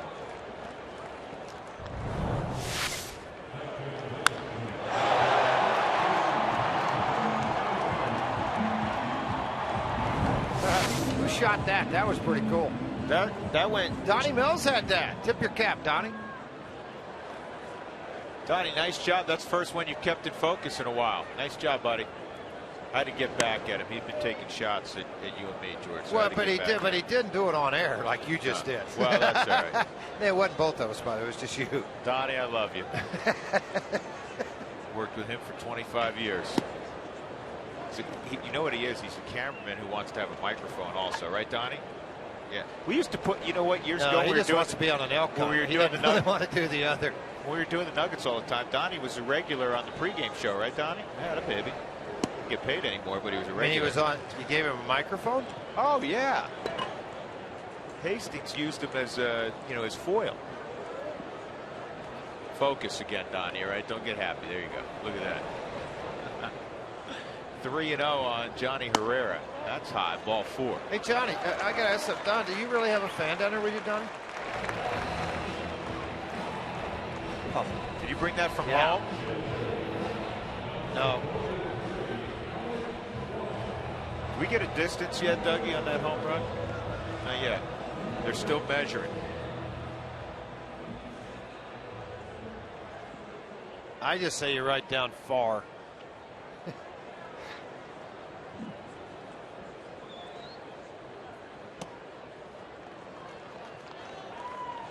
I'm thinking that's in the 475 range.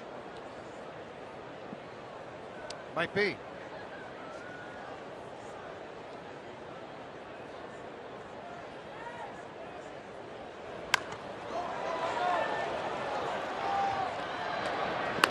Alex White thrown out at first in the inning. Tulowitzki got plunked, and then Seth Smith hit one a mile. 5-3 Colorado.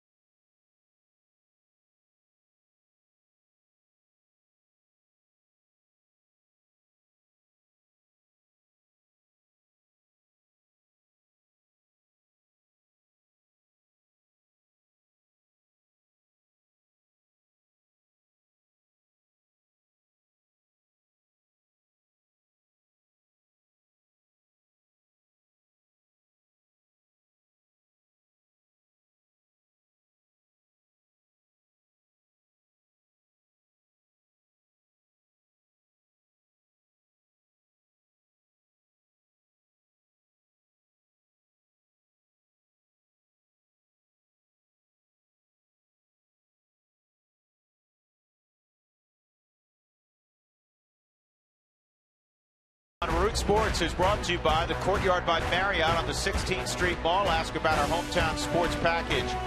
By King Soopers, more value for the way you live. And by Jack in the Box. Come try the new Jumbo Breakfast Platter for just $2.99 plus tax at participating restaurants. Another gorgeous summer night in lower downtown Denver. Rockies trying to win their 4th straight ball game. Top of the 6th inning, Seth Smith has provided the Rockies with the 2-run advantage, courtesy of that monster home run he just hit. And Alex White trying to win in his Rockies debut. With George Frazier, I'm Drew Goodman. Alana Rizzo working the ballpark tonight. J.D. Martinez, the 3-hole hitter for Houston, will be first. Then Carlos Lee and Brian Bogusevic. Dougie, what do we have? 470. What did I say? 475. Something like that. 478.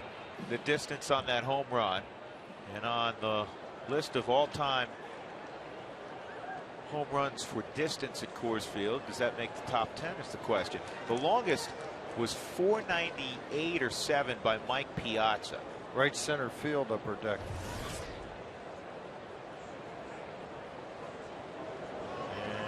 Nope. 482 was the 10th longest. So just Sammy Sosa. I'll never forget that day. That was the day Sammy hit a whole 3-run bunch. home run in the 4th, a 3-run home run in the 5th, a 3-run home run in the 6th, and each one was farther than the previous one. It wasn't good for the Rockies. Took himself out after 5 innings with 9 RBIs. 0-2 on J.D. Martinez. Where you learn a little something about Alex White. You want to see him get his team back to the dugout quickly after being staked to a lead. It should be the first out, and it is.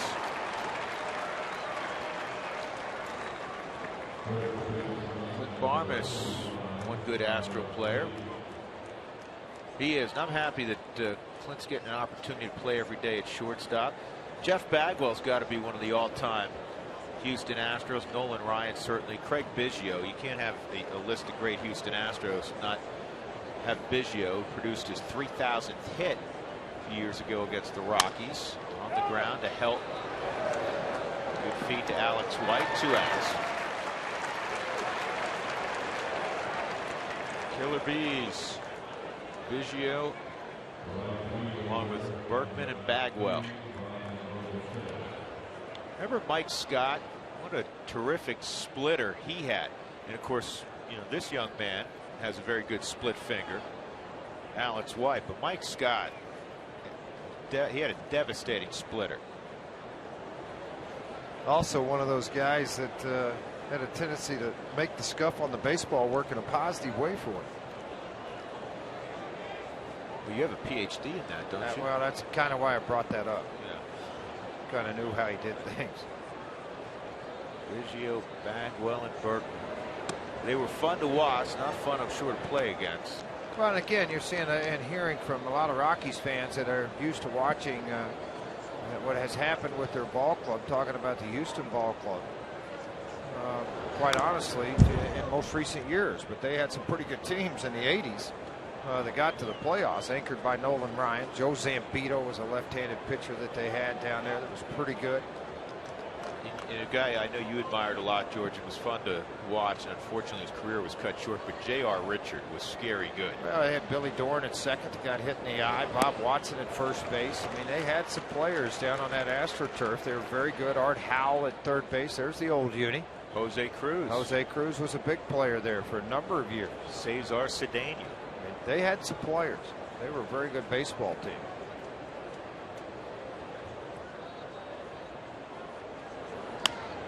And this is a looping fly ball to shallow left, and it's going to drop.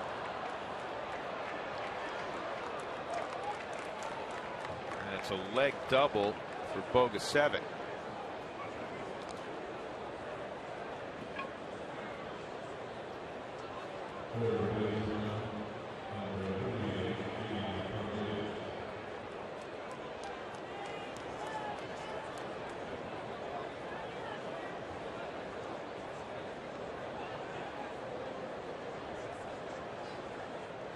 athlete Darryl Kyle. People forget Joe Morgan was with the Houston Colt 45s before the trade sent him to Cincinnati.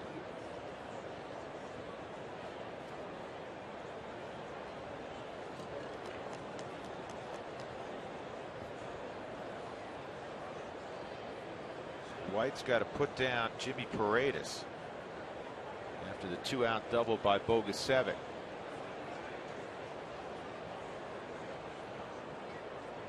I don't know if I'd have Chris Donalds in that grouping with Biggio and Bagwell and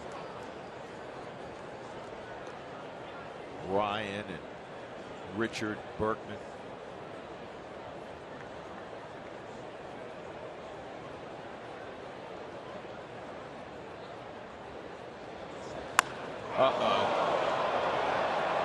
Paredes just tied up the ball game with a second deck shot to right field. Just his second career home run for the young switch hitter.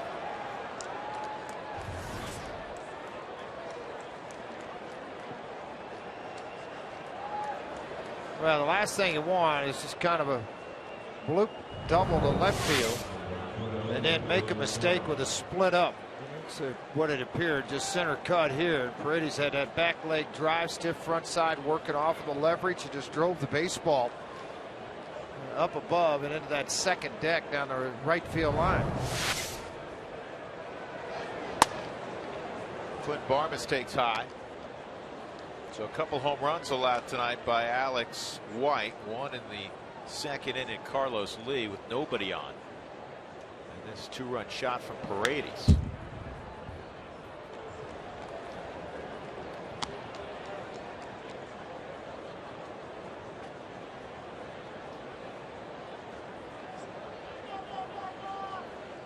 Toy Cannon, Jimmy Wynn.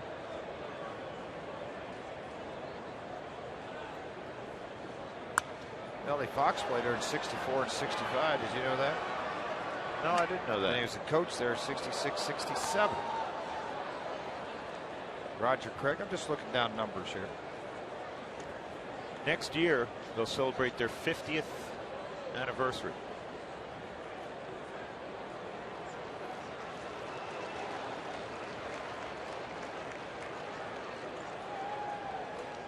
Here's the 1-2 to Barmes.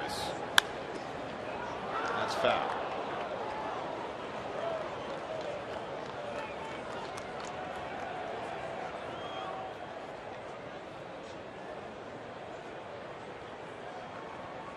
First All-Star they had, Dick Farrell, in 62. He was also an All-Star in 64, 65. Let's not forget about Larry Durker. Threw over 300 innings more than once. Joaquin Andujar was a big part of that ball club. Joe Negro, J.R. Richards, Bob Knepper.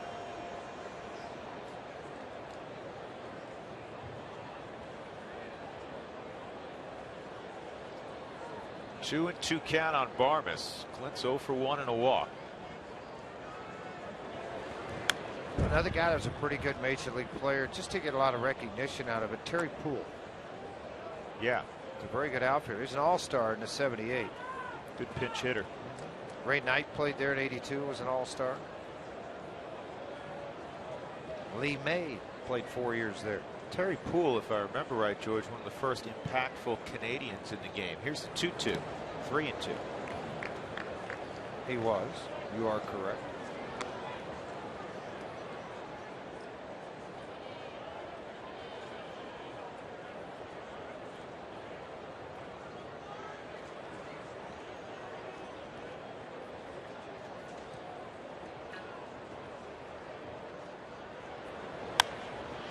This is popped up and playable for Tulowitzki.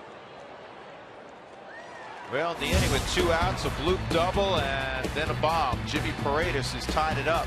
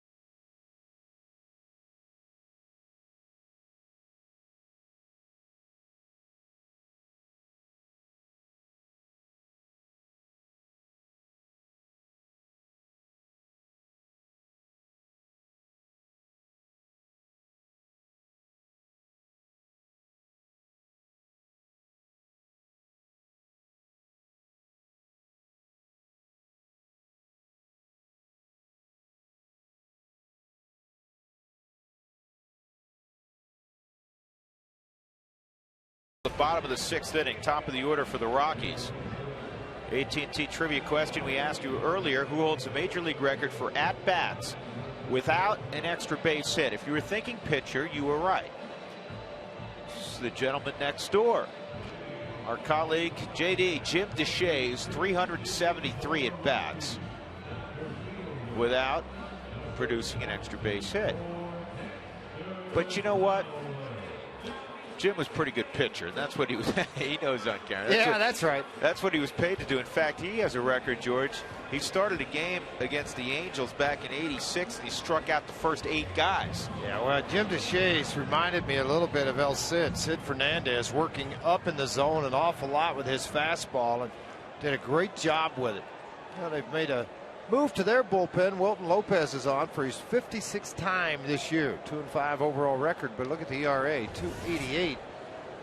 You've talked about that's a shot to get you started. Hi, how you doing at Coors Field?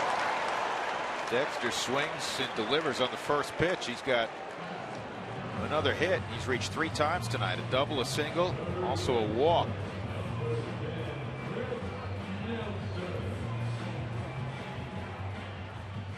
Jim Tracy had stated yesterday White would throw 85 to 100 pitches in this start, no more. Didn't like it working deep, and it's been somewhat of a struggle. 5 runs for him on 7 hits. Matt Belisle's getting loose down in the Rockies bullpen. Nelson doubled off the right field wall his last time. Hits and runs all even, 5 and 7. If you look at Matt Belisle, Houston's made a couple of errors. The Rockies won. Looked like White was going to get through that inning quickly. I thought he was too. Smoothly too. Turn it over to the bullpen. Here you go.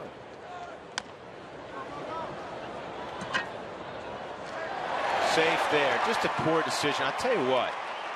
There have been several of those tonight. Those are not errors. That's a fielder's choice. But the clock in your head, just knowing who's at first base. A young player, I get it, Paredes, but he knows he's got a plus runner at first, George, and a 2-hopper that he's got to come in to get.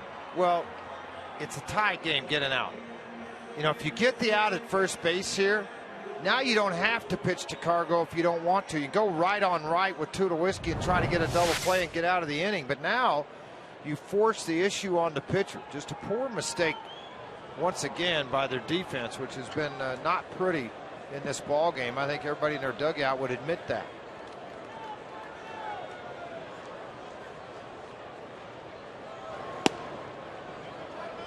Ball 1 on Gonzalez. Geico quote of the day: Cargo after the win last night. That's Rockies baseball. Whenever we get to the second half, we push the pedal. We still believe we have a chance.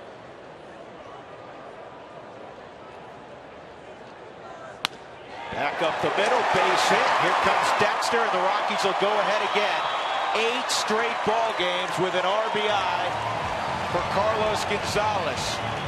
Funny thing about that number 5, George, when it starts to get late and tight, he's at his very, very best. Well, men on base, it's exciting time. 80th RBI now for him. Another little one of those 10 steps you like to have. Really rocked back, hand stayed back, executed everything perfectly on a pitch up in the zone. He's a great hitter, but because he's a great hitter, I think pitchers make more mistakes against him in location, and boy, does he make them pay for it. I like the approach there too, George. He didn't get too big. He stayed in the middle of the field. Got 19 RBIs the last 10 days. Amazing. Tulowitzki with nobody out at the plate. Troy, an RBI single, a walk, and he was hit by a pitch. Nelson at second, Gonzalez at first. Very good speed aboard. It's in there for a strike. Think about this, folks. The Rockies scored a run on 5 pitches. 5. They can do that. But he's got 6 right now total that he's throwing in the inning. 5 pitches, and it's ball 1. So, I mean, strike 1 to Tulowitzki. So 5 pitches, he gives up a run. 2 hits.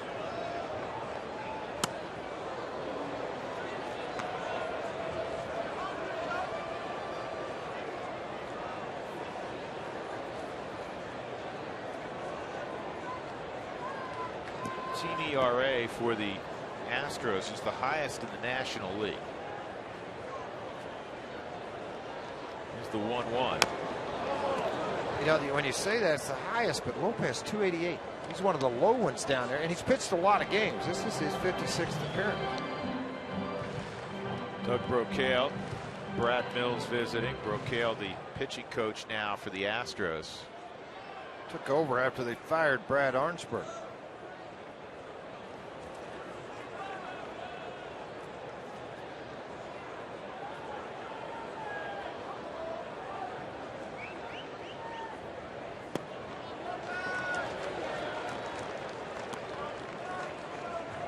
Also with that base hit for Carlos Gonzalez. He's now hit in 11 straight ball games. So 8 straight with an RBI. The Rockies team record, if you're curious, is 10 straight with an RBI. Vinny Castilla back in 2004 in April. This ball in the air to right, shallow, and did he make the catch? Yes. Nelson Tagan's going to get to third.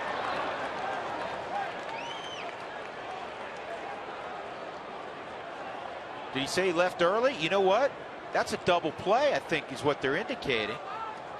The second base umpire, Eric Cooper, raised his fist also, and he's not making the call out in the outfield. And here comes Jim Tracy.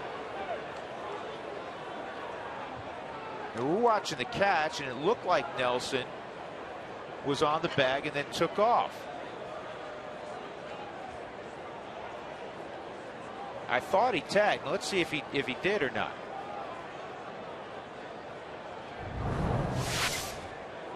Watch Nelson. This is a great angle of it. He goes halfway initially, and then does he go back to the back? No, he's out. No, he's out. Yep, He's out. Because you can see in the right-hand corner, the first base umpire, Jeff Kellogg, says the catch was made. Nelson never picked up the umpire, so that is a double play. Well, it's a pretty nice play, too, in right field. Going to come in and really get down on the baseball. It is a catch. I mean, the momentum of the ball and the glove, both going 2 different directions, appeared that it popped out, but it didn't. Helton drives it to deep left field, but it's going to fall short of the track and into the glove of J.D. Martinez. In the inning, the Rockies get the go-ahead run on a base hit by Carlos Gonzalez.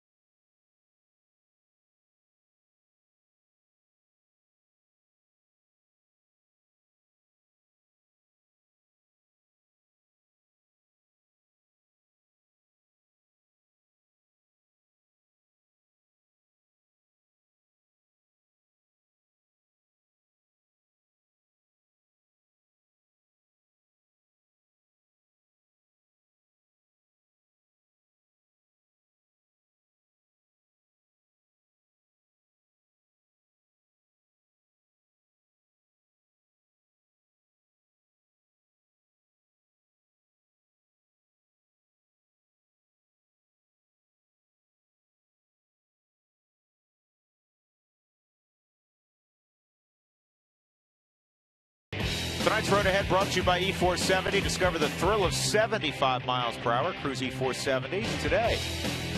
Tomorrow afternoon, no television. The Rockies and Astros concluding this 3-game series. Thursday is an off day for the Rockies. Travel day. And then the Rockies open up a series in Los Angeles at Dodger Stadium Friday night. Saturday's a Fox television game in the afternoon. Sunday back on Root Sports. And then we're off to Phoenix, Arizona. The Rockies will take on the Diamondbacks. Diamondbacks did win tonight 2-0. They end that 6-game losing streak. Rockies ahead 6-5 here as we go to the top of the 7th inning. Alex White is on the plus side because of that run scored. He's still the pitcher of record. As Matt Belisle will take over in the 7th inning. Well, with the absence of Houston Street and Matt Lindstrom, this has kind of been the spot for Belisle of late. Come in, throw the 7th, sometimes the 8th. Try to have a 1-2-3 inning. Belisle's been special this year again. I mean, just doing what he has to do. 7-4 overall. A lot of those 7 wins coming when his club's down 1 or 2 runs. They do the comeback trail. Good luck piece.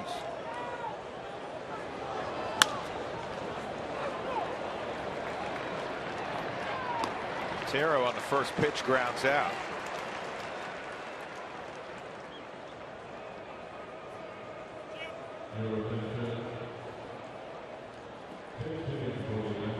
With 1 out and the pitcher coming up, Brad Mills will go to his bench, go to a veteran pinch hitter, Jason Michaels.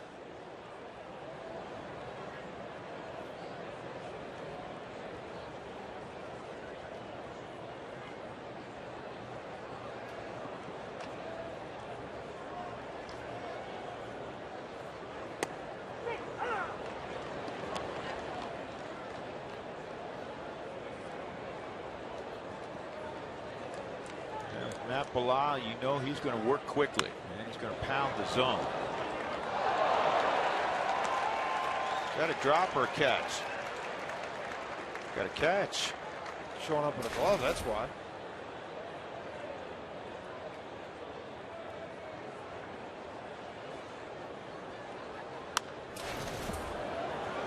Down the right field line, Cargo trying to get there, lays out. What an effort.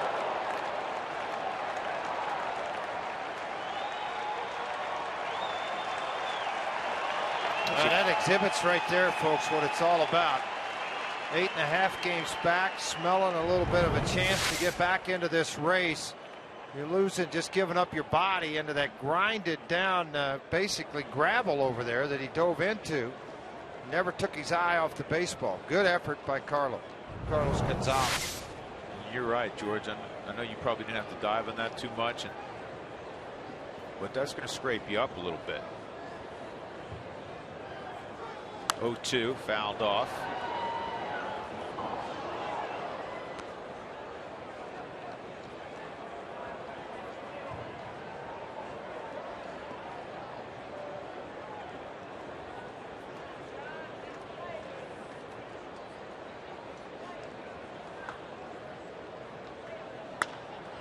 Right center field, well hit. Cargo's got to go hard the other direction. It's not going to get there. It's a ground rule double. Jason Michaels with a 1-out double in a 1-run game. That'll bring up Jordan Schaefer in the top of the order. Well, we'd like to welcome all of our Beulah cable television viewers in Beulah. Is that how you pronounce it? Beulah, Colorado. I gotta go to Beulah. I've never been to Beulah. You haven't been to Beulah? Oh, I thought what I'd a been to diner, most dude. towns Right in Colorado. downtown on the corner, they got a diner right there. The eggs. Oh, I'm The telling best. you. Oh, the bacon crisp. Waffles. Perfect. Root Blueberry Sport- pancakes, actually. Let me finish reading this phrase. Hold on, you'll tell me the rest. Here's Schaefer first. Go ahead. Root Sports and the Rockies appreciate your support, Beulah, and also send us a message on the Root Sports Facebook page. Let us know your favorite place. Well, we know the favorite place. It's the not diner on the Beulah, corner. It's Beulah. Beulah, Colorado. Doug's hiked everywhere in the state. You been to Beulah? Where's Beulah, Doug? Take the highway. When you get to the double trees at the fork, you make a left, and you see a white dog barking. You turn right. Something tells me there's not a highway necessarily. Oh, there going is to too. Beulah. I'm telling you, there is. 2-0 Major highway on Schaefer. On the corner, 2-1. So White goes 6 innings, gives up 5 runs, all earned, 7 hits. He walked 1, struck out 4, gave up a couple of home runs. Actually, Drew, you go south on 25, and it's right by Pueblo, not far from Pueblo. It's like 15 minutes away. Is it east or west of Pueblo? It's west, just a little bit of Pueblo. Up in the hills a little, Doug? but it's west of Pueblo. All right. Right off Highway 78, we've been told.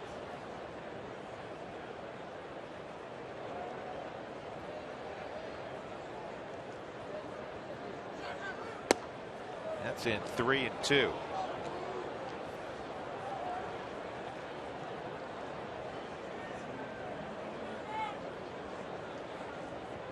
George, your impressions on Alex White's first outing? A little rough, and I think he'd probably agree with that. Mistakes after 2 outs, probably agree with that. But overall, some ground ball outs, and I hope he walks out of here with a W. I hope this bullpen can hold it together, start out on a positive note, build off this, and keep going. He'll tell you he could have made better pitches in the game. You don't have to worry about this guy owning up and having accountability of an outing, I can tell you that.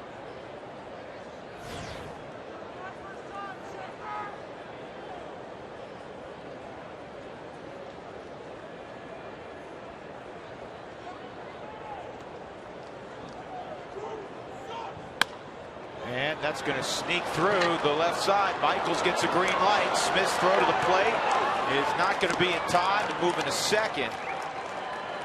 Is Schaefer. And we're tied again at 6. So Alex White's going to get a no decision.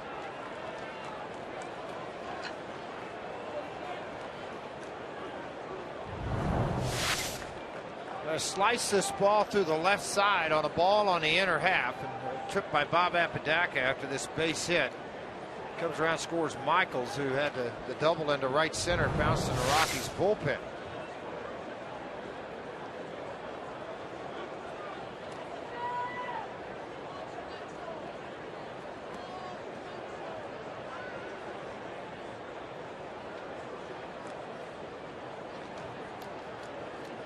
Six ball game, 1 out. Another office liquidators text the booth question: did Brad Mills play for the Denver Bears? Well, we know he managed him. He managed him to a PCL title. He also played there in 80 and 81.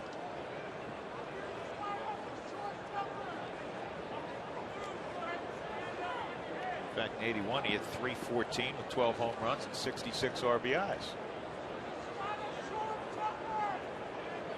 Jose Altuve.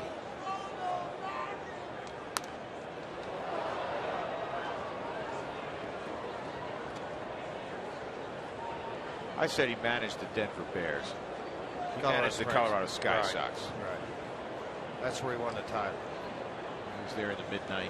He was on those good Montreal teams here in the late 70s and 80s. You had guys like Bobby Pate, Scott Sanderson. You had a bunch of guys come through here. Gullickson. They were really good players. Rock Raines, Cromartie. Of course, the big one, Randy Bass, hit a number of home runs here, and then drove in over 105. Went to Japan and just set all kinds of records, home run records, RBI titles, and it still goes over there. Guy we just saw, Tim Wallett. Tim Wallett was a part of that. It's a very, very good baseball team. 0-2 on Altuve. Go ahead run at second and Schaefer.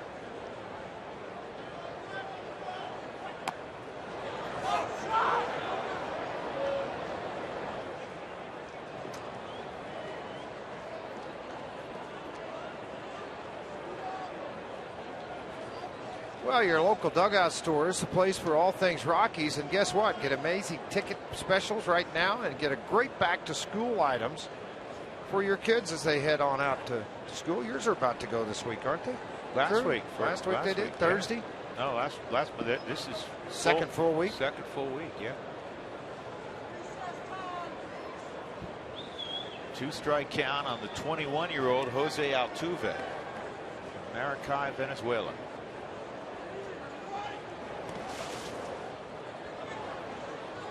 Yeah, all these parents I remember back. I took my daughter to college the other day to OU, so it's empty nest time. Mom's not doing well with it at all.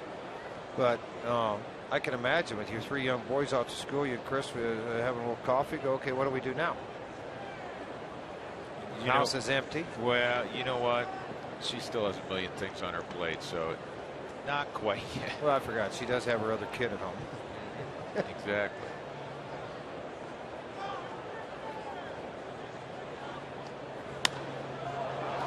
Fly ball left field.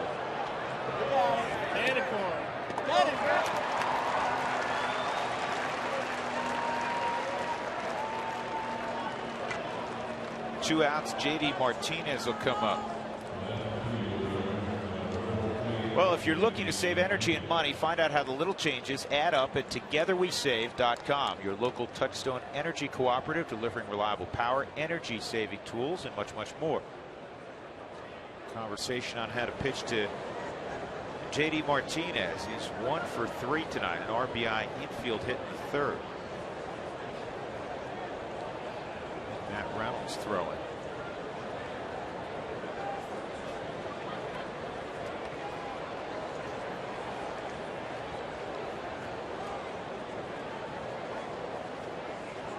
Brewers won again tonight. Mentioned George, 11-4.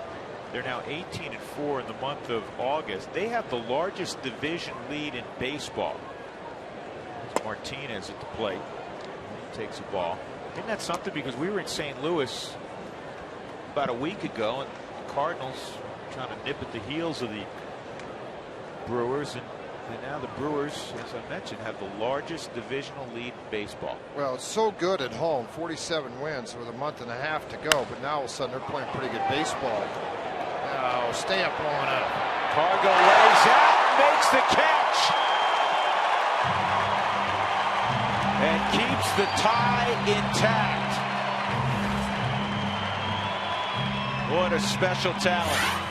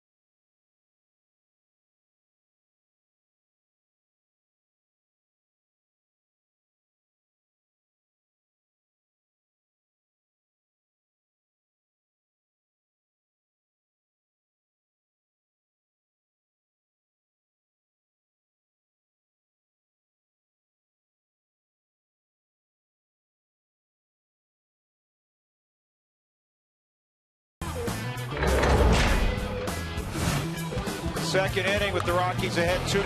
Carlos Lee got a hanging slider from Alex White, and he hit it out to left.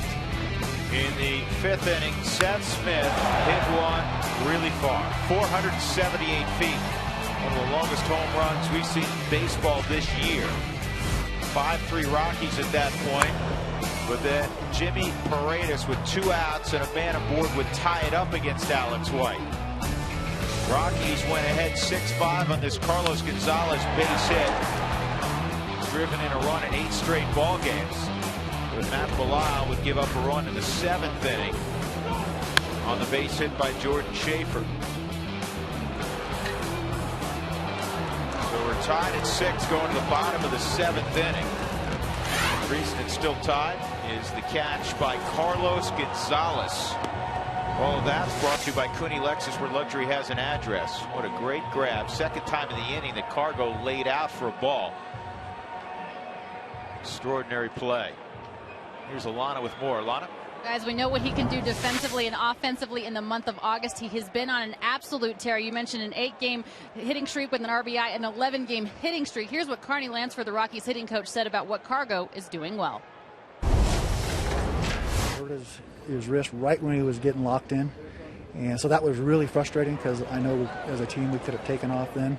And I know right now he'd probably be sitting at about 30 home runs. The way he was swinging the bat, he'd probably be hitting about 320 and making a run at another batting title. But so it's nice. I mean, he missed a little over 2 weeks with that, so he lost a lot of timing. And I talked to him about it. I knew it was going to take some time for him to get that timing back. And he's gotten it back now, and it's just fun to watch him. I'm seeing the guy that I heard about and all the things he did last year. I'm seeing that now. And guys, coming into tonight, since August 12th, he had 19 RBIs, more than anybody else in the major leagues. And of course, he keeps doing it tonight. I'd say this guy's pretty good. He's a rare talent. We've said that for a couple of years. Always talk about tools in baseball. Scouts are always assessing tools. Hey, this player's got 3+ tools. Well, Cargo, the number on his jersey, he has all 5 tools, and he brings them every day. He can hit for power, run, field, throw. Fernando Rodriguez, we need to identify, is a new pitcher for the Astros. He promptly walks Seth Smith to lead off the bottom of the 7th inning. It's a 35th appearance for Fernando Rodriguez. Yeah, but that thing right there jumps out at you coming out of the bullpen. 21 walks in 37 innings. I know the earned run average is pretty good, but the walks, that's pretty difficult to deal with coming out of a bullpen.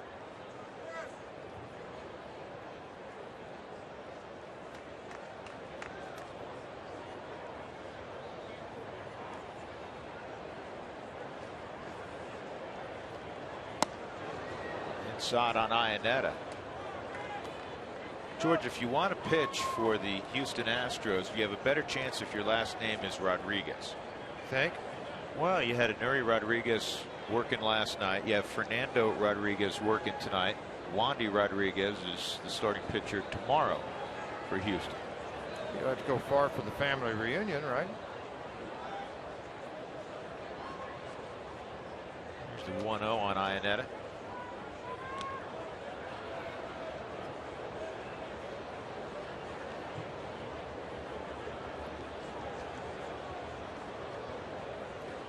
Rockies have had the leadoff man on in 6 of 7 innings, and 4 times the leadoff man has scored. Oakland beat the Yankees tonight 6-5.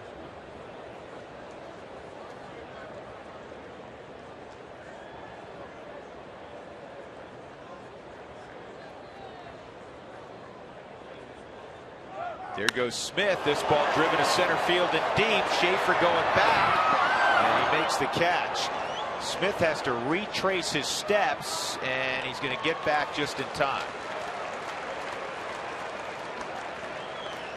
Good thing he didn't pull the old Larry Walker when Walker was in the minor leagues, George. Yeah, really, you're exactly right. Cut across the middle of the infield. You have to retouch the base. Seth Smith was around second. That ball was driven to deep center field by Iannetta, so he had to retouch second base and go back to first. Phillies keep on rolling. Cincinnati got another home run from Jay Bruce tonight.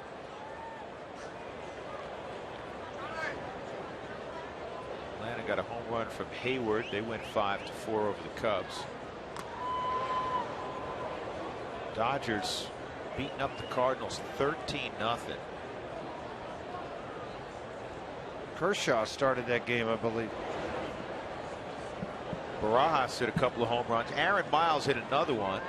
Matt Kemp has hit his 29th in that ball game. Kershaw did start that game, by the way. The Padres, George, in the 4th inning, leading in San Francisco 4-0. Why are we surprised at that? The Padres always beat the Giants. Yeah, Matt Latos going against Matt Cain in that ball game. Two good young arms going head to head there.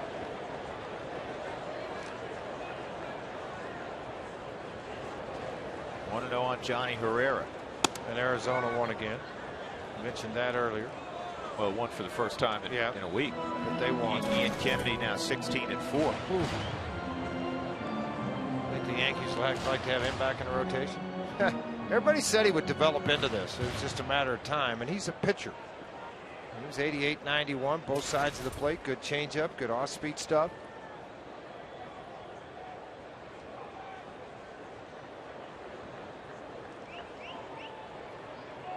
Here goes Smith, and the hit and run. Fouled off. Windshield damage, call Safelite Auto Glass, 303-287-5000, or go to safelite.com.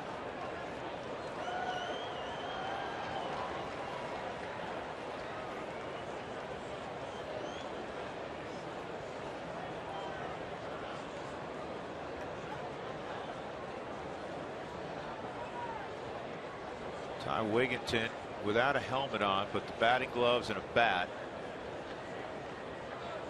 Perhaps will hit for Matt Belisle, who's up next.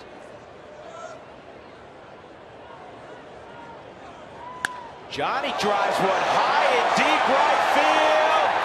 You go, Johnny. Two-run home run. Why not? His third of the year. You can smile, Johnny. It's all right. 8-6 Rockies on unlikely power source.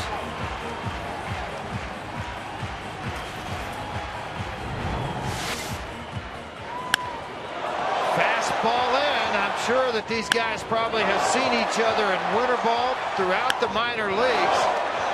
Johnny looking in and said goodbye.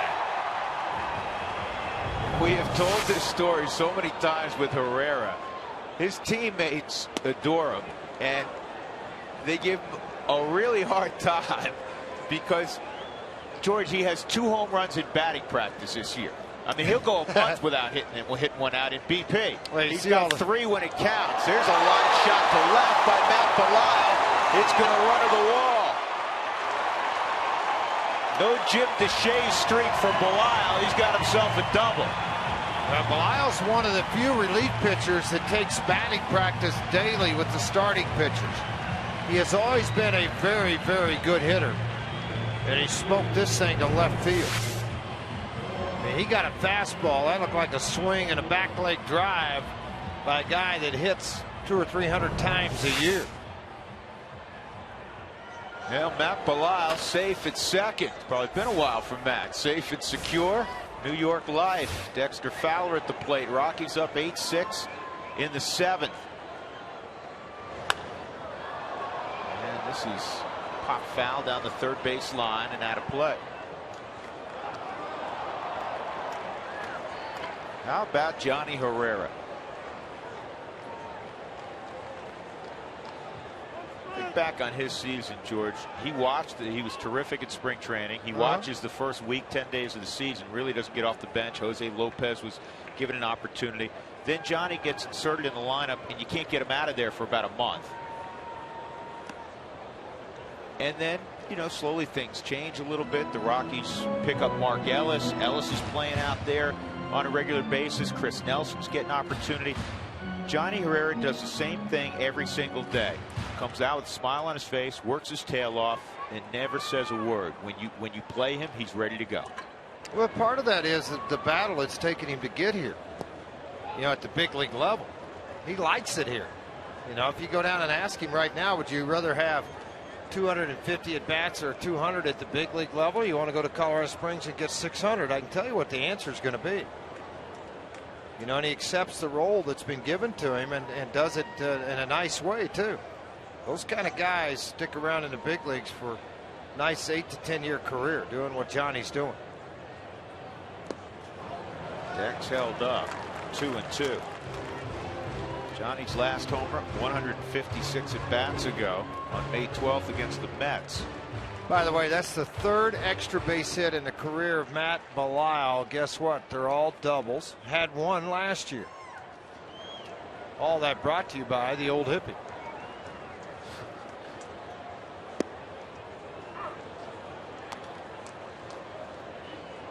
Three and 2. The bullpen's been better since the All-Star break for the Astros. A 3.5 ERA. A run lower than it was in the first half, but it hasn't been good tonight. Strike 3. Well, we have tacos again.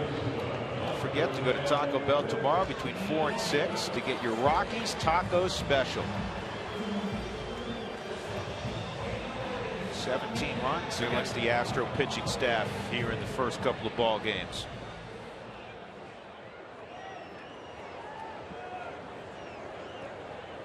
Two outs, Chris Nelson at the plate.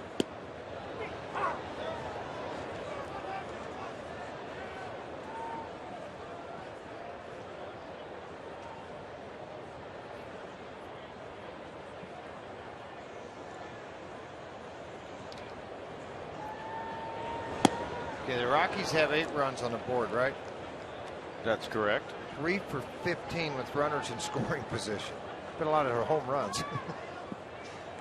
So when did you have guys in scoring position? When they were in the on-deck circle, they were just heading up there with a bat in their hand.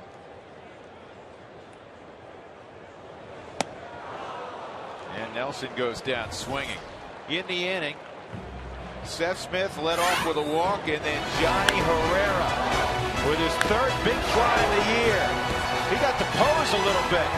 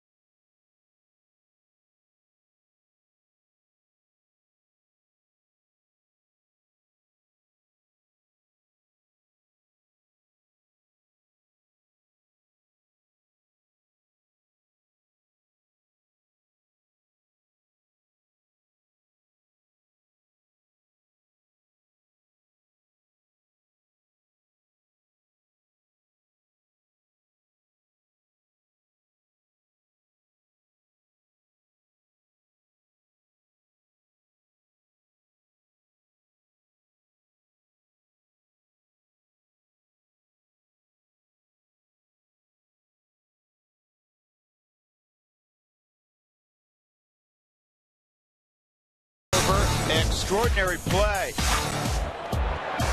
Pop fly, shallow right field with a runner heading home. And 2 outs, and Carlos Gonzalez comes flying in and makes the diving catch to keep the game at the time tied at 6. Our Land Rover extraordinary play of the day. But the Rockies now have an 8-6 lead because Cargo's little big brother, his childhood friend Johnny Herrera, has hit a 2-run home run. 8th inning, and Carlos Lee at the plate takes strike 1 from Matt Belisle. 2nd inning of work for Matt. Herrera at second base. Start there tonight, and he rewards his manager's faith in him with that 2-run shot. 2-strike count on El Caballo. Carlos Lee, home run in the 2nd. Reached on an error in the 3rd. Grounded out to Todd Helton his last time up. And the slider. Good to Johnny Herrera.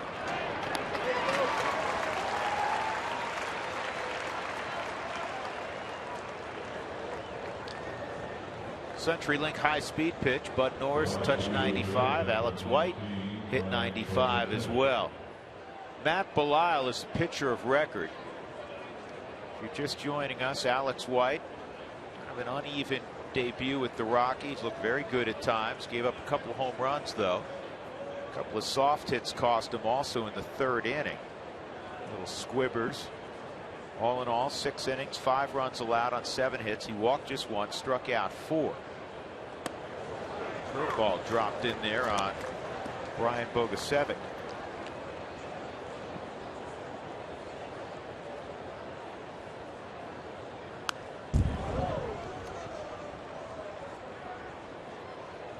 Bogusevic, a product of Tulane from the Chicago area, 6'3", 230 pounds.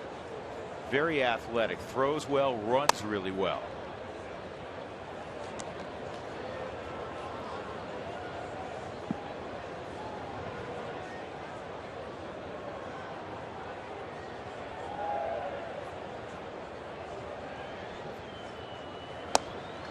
Wells Fargo customers can enjoy Rockies baseball in style with 2-for-1 club level seats. Wells Fargo Bank, member FDIC, official bank of the Colorado Rockies.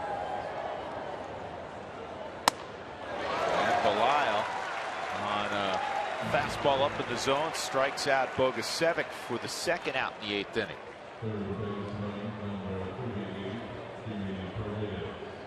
Rex Brothers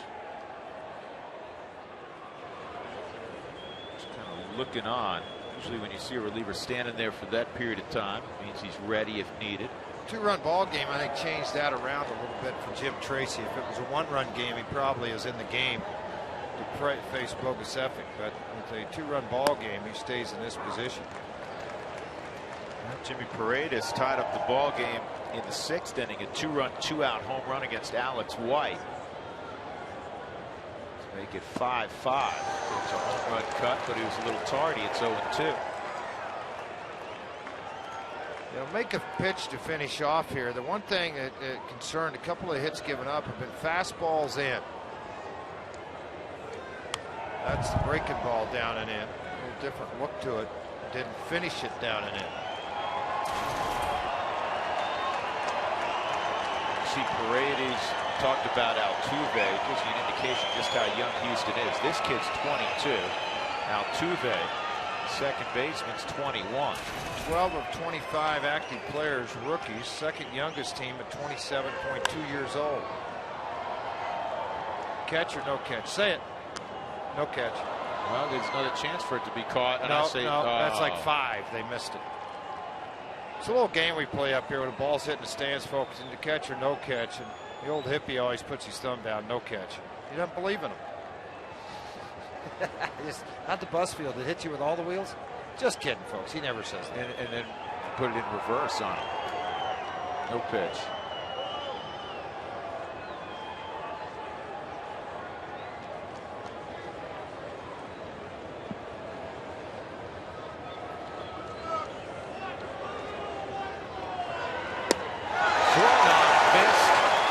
Back-to-back strikeouts for Belial.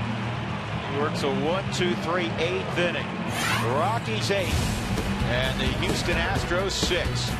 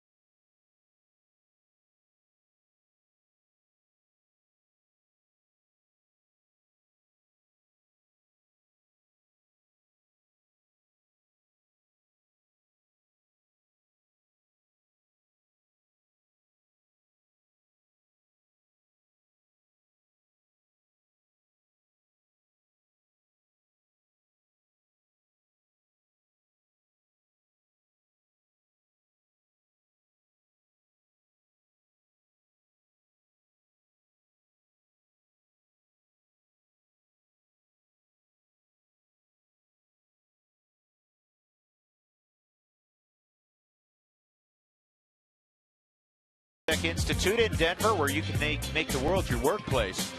The Rockies got 2 in the first inning. Houston took a 3-2 lead in the third. Rockies tied it up, went back and forth. Rockies now leading on a 2-run home run by Johnny Herrera.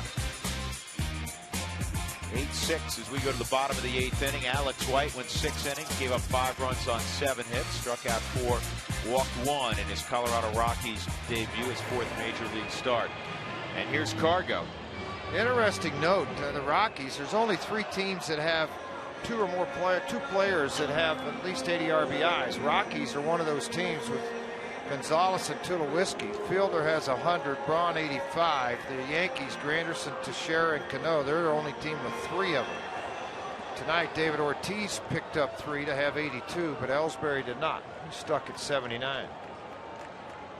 Pretty nice 1-2 combination to have when you start breaking it down that way, thinking of how many teams have a couple of players with 80 RBIs. Wesley Wright, a diminutive left-hander who's been up and down the last few years, George. Back in 08, when we first saw him, he spent the whole year in the big leagues. Yeah, he did. A little lefty, had pretty good stuff, and then struggled a little bit as a starter, then went back to the bullpen, kind of a little bit of everything. But has had a good slider, and then he went and developed it even that much more. He's a head hero in 2 with a couple of good sliders.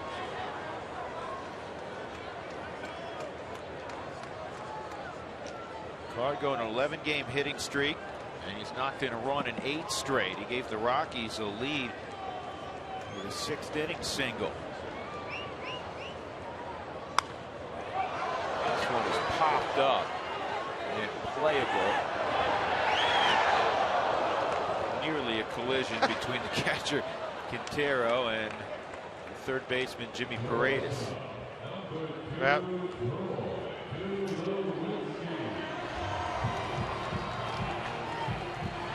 Another text the booth question. If a player is traded to the team he is playing against, can he play for both teams in the same game? Ask Joel Youngblood. Well, same day. Switched in a doubleheader. Yeah, in a doubleheader. That's happened before. Yeah, it has. Especially when there were more doubleheaders. Same guys. Now Brad Mills is trying to figure out what he's going to do. He brought Wright in to get one guy. Now he's going to go get the bullpen. He's going to pull Bogosevic out of right field.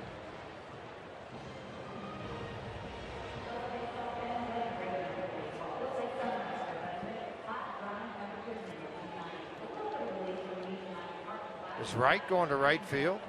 He is. The pitcher's going to go to right. Now, I hadn't seen this. I've seen it. I saw it. Well, you might have saw it at 14 and under. I mean, this is, no. we're talking where? No, I'll tell you exactly where I saw it. I saw the Mets used to do this. Davey Johnson would have Jesse Orozco and Roger McDowell alternate. Well, that was like 1932. You asked me if I saw it. You didn't watch it. It went on TV.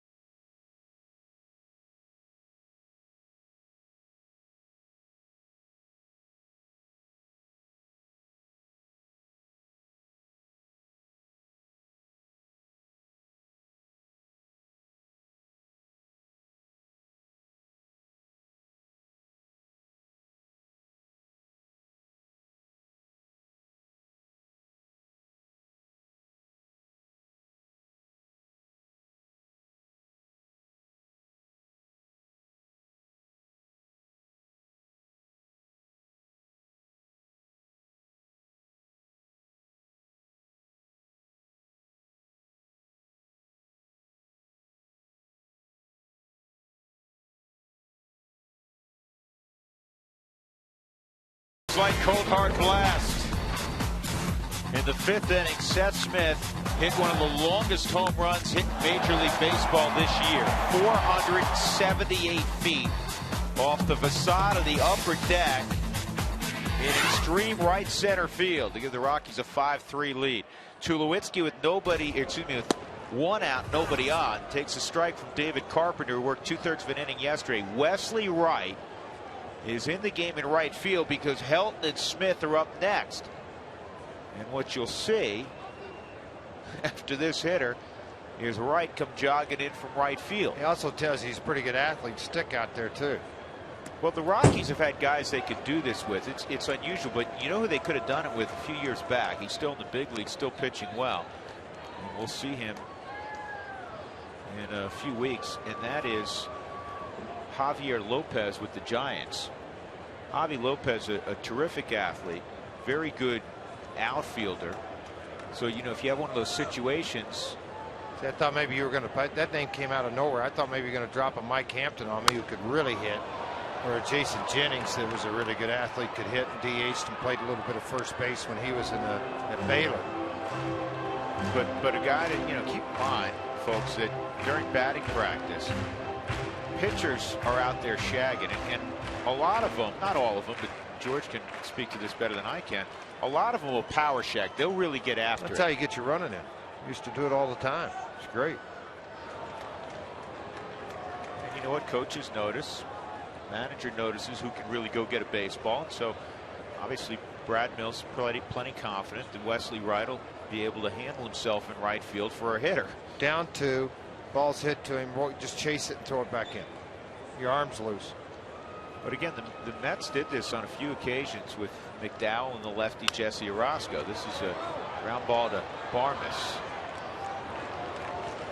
All right, now there's 2 outs. Helton coming up. Todd knows that Brad Mills is going to make another move. Yep, going to go to the right field. But if you're traveling and you're like, can't watch the Rockies games, you've got the best way to do it. Subscribe to MLB.tv to see every Rockies game on your computer and favorite device. Visit ColoradoRockies.com to order yours today. So now J.B. Shuck's going to go into right field.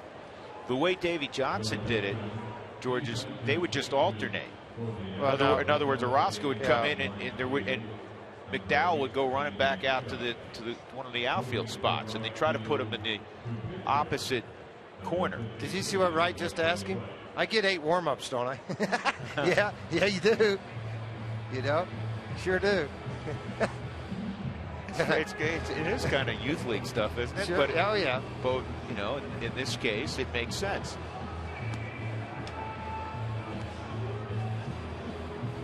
You get 8 pitches, 8 to warm up.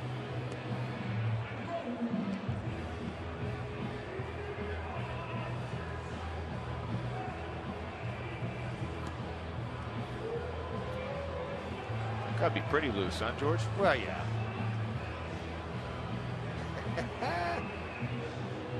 Things you haven't seen at well, the ballpark I mean, in a while, I just right? like it. I mean, I like what's going on. It's creative. Yeah, sure, why not?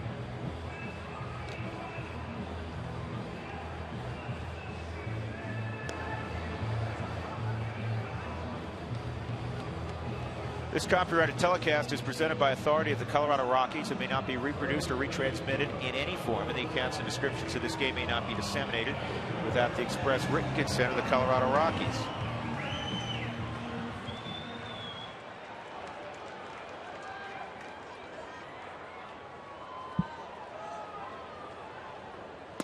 And Helton takes a strike.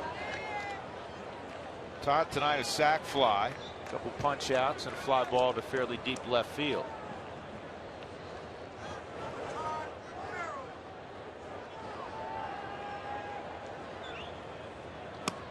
You know, last time Helton was at the plate, I was telling you that he's hit over 300 every month this year. 300 in April, 313 May, 310 June, 317 July. This month came into the ballgame hitting 328.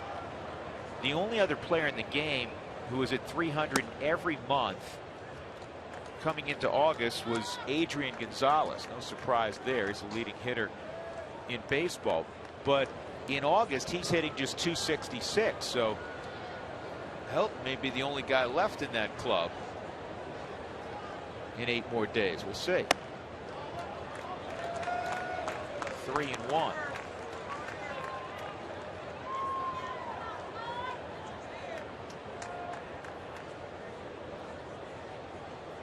(8-6) Colorado, crowd of 31,179 on a Tuesday night in Lodo.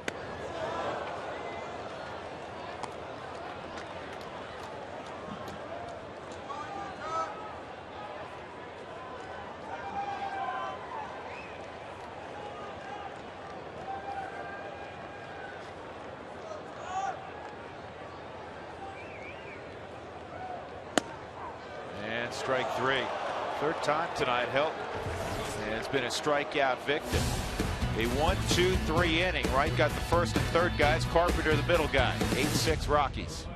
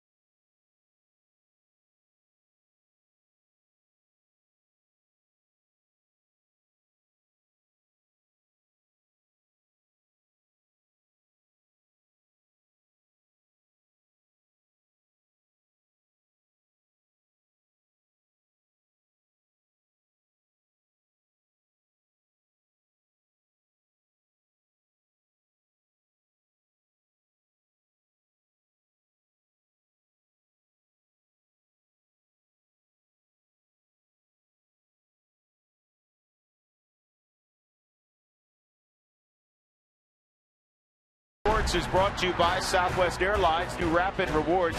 Unlimited reward seats and no blackout dates.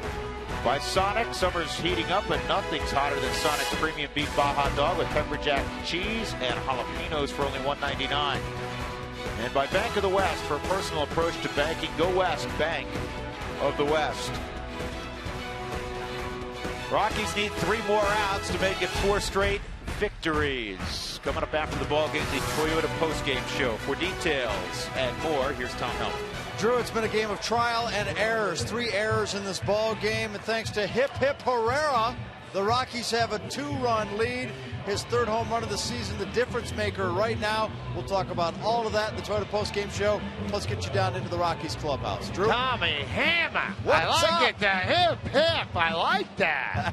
We're trying to show a little enthusiasm out here, I know. which is a departure for me. But you got your Ghost Rider over there in a cowboy hat. Not fair. Yeah, they're ready. He hides in the corner during this thing. I don't think he likes being on TV. Imagine that. Yeah, it's a feeling I'm getting. Yeah, well, 35 games now for Rex Brothers, 1-2, going for his first major league save. 28 innings pitched. As he comes into this game with an 8-6 lead for the Rockies, he'll face Clint Barmas. Well, an opportunity for Brothers. Bettencourt's worked the last couple of days, so Brothers getting an opportunity for that first big league save. Barmas, Quintero, and then a pinch hitter.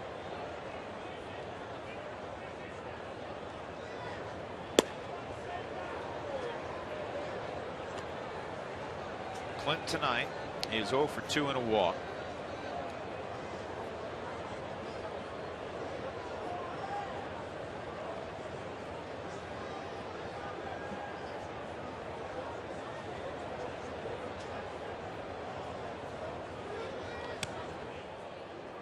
That misses. 2-0.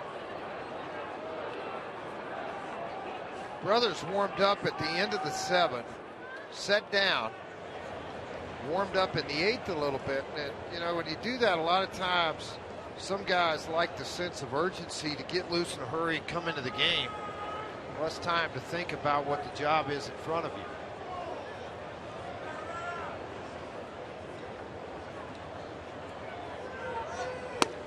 That's in there.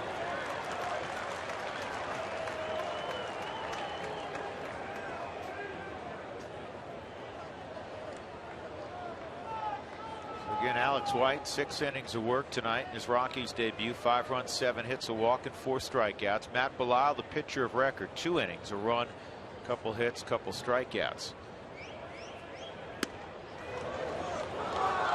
Simmons thought about it. Pump the right arm. It's 3-1. And it was off the plate. There's 2 pitches that, according to the 4th strike zone, were in there. Should we send him a copy of the 4th strike zone? He's had a few of those today. He's had quite a few of them, I might admit here.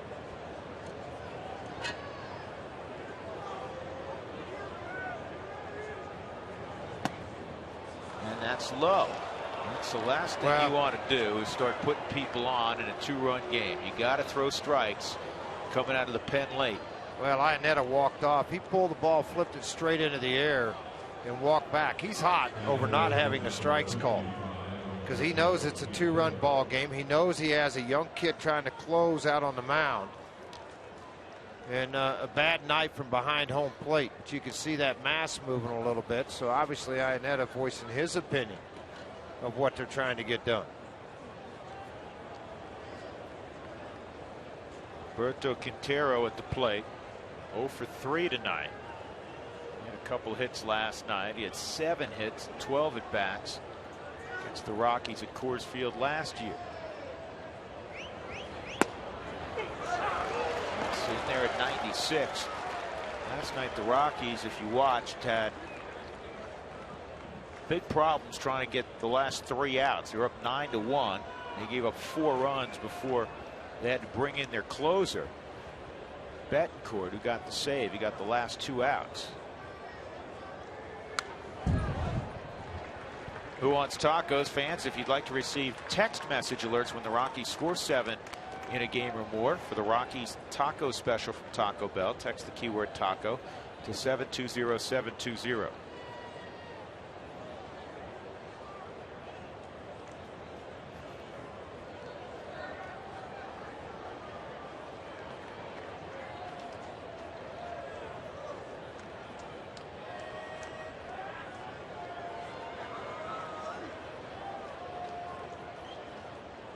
Here's the 0-2.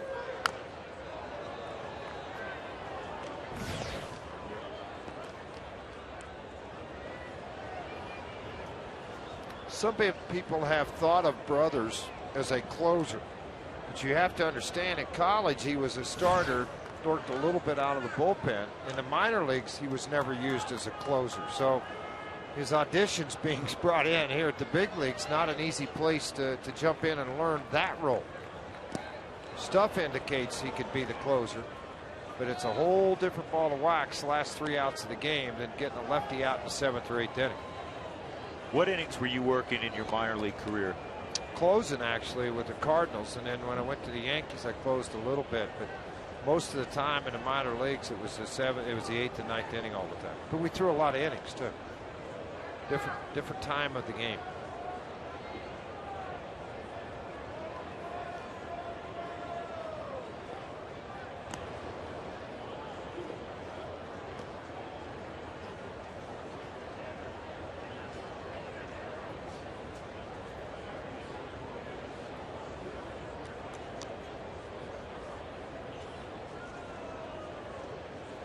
Six runs, 9 hits for the Astros.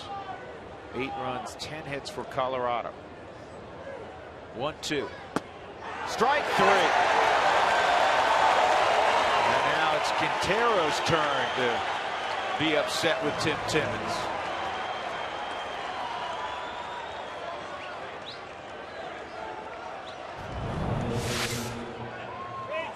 Well, let's see if there's an argument here. Yeah. But there's a lot of arguments going on tonight. A very wide strike zone.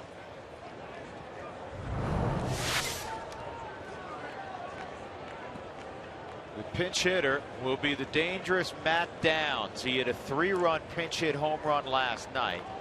He has 3 pinch hit home runs this year. Tied for the most in baseball.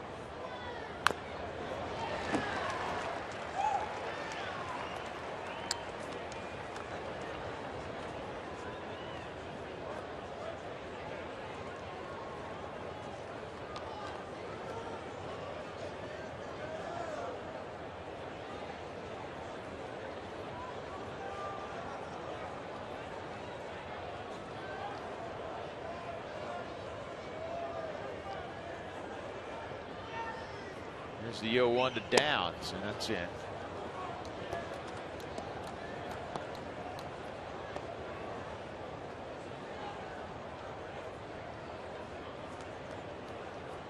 It's 10 for 32 pinch hitting, 3 home runs, 11 RBIs.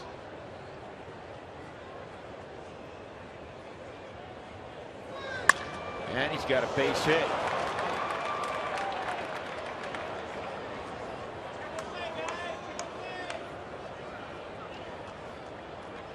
And that'll bring up Jordan Schaefer. He's scheduled, but he's not going to hit. He hits from the left side. Jason Bourgeois will hit.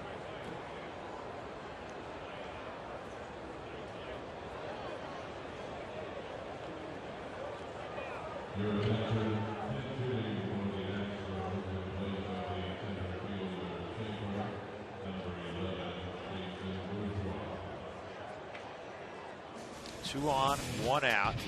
Root Sports Red Alerts will keep you updated about the latest Rockies happenings this season. Text the word alerts to 720-720 to get Rockies updates straight to your phone.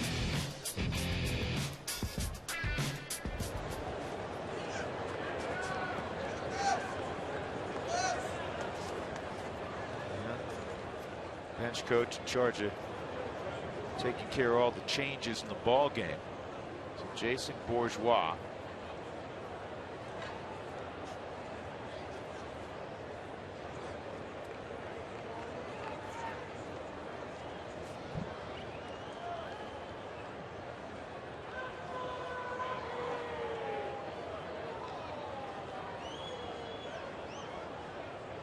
Bourgeois has been around for a while.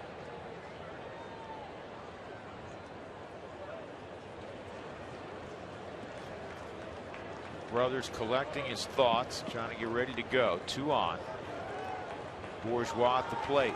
Rockies up 8-6.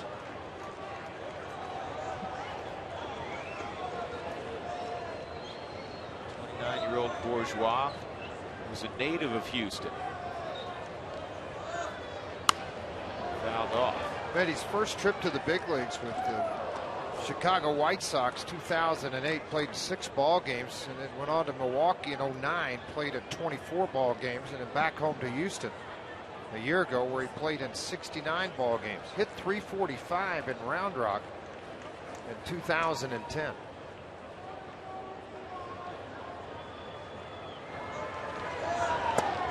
That's a good looking slider. 0-2. Bourgeois grew up with Michael Bourne in Houston. In fact, they played Little League baseball together. And his Little League coach growing up was Ray Bourne, Mike's dad. And they both end up on the same big league club together in their hometown. It's nice when it works out like that, huh? 0-2 on Bourgeois. And he went around. He was in there probably anyhow. Got fooled on a slider, 2 outs. Even though he possesses a fastball 94-97, we've seen it all week long and this year, but he also has a nasty hammer. There it is, big hard slider, a little bit up in the zone, but because of velocity and late action on the baseball, he's able to get the strikeout. Jose Altuve.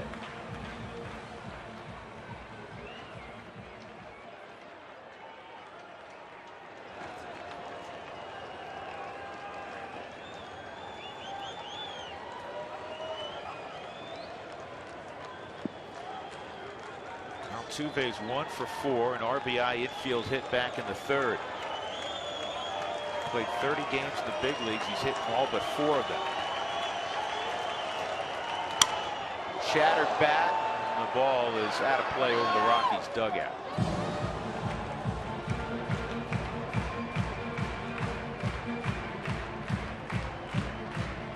Rex brothers learning to control that adrenaline rush right now. Crowd standing. Rockies trying to make it 4 straight.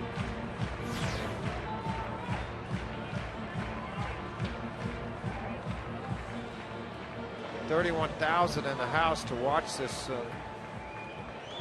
game between the Rockies and the Astros, and looking at maybe the future closer at some point in his career if he could pull down the job by pounding the strike zone. Leadoff walks will frustrate a manager. That's how their first man got on base. What excites you as a manager is the strikeouts.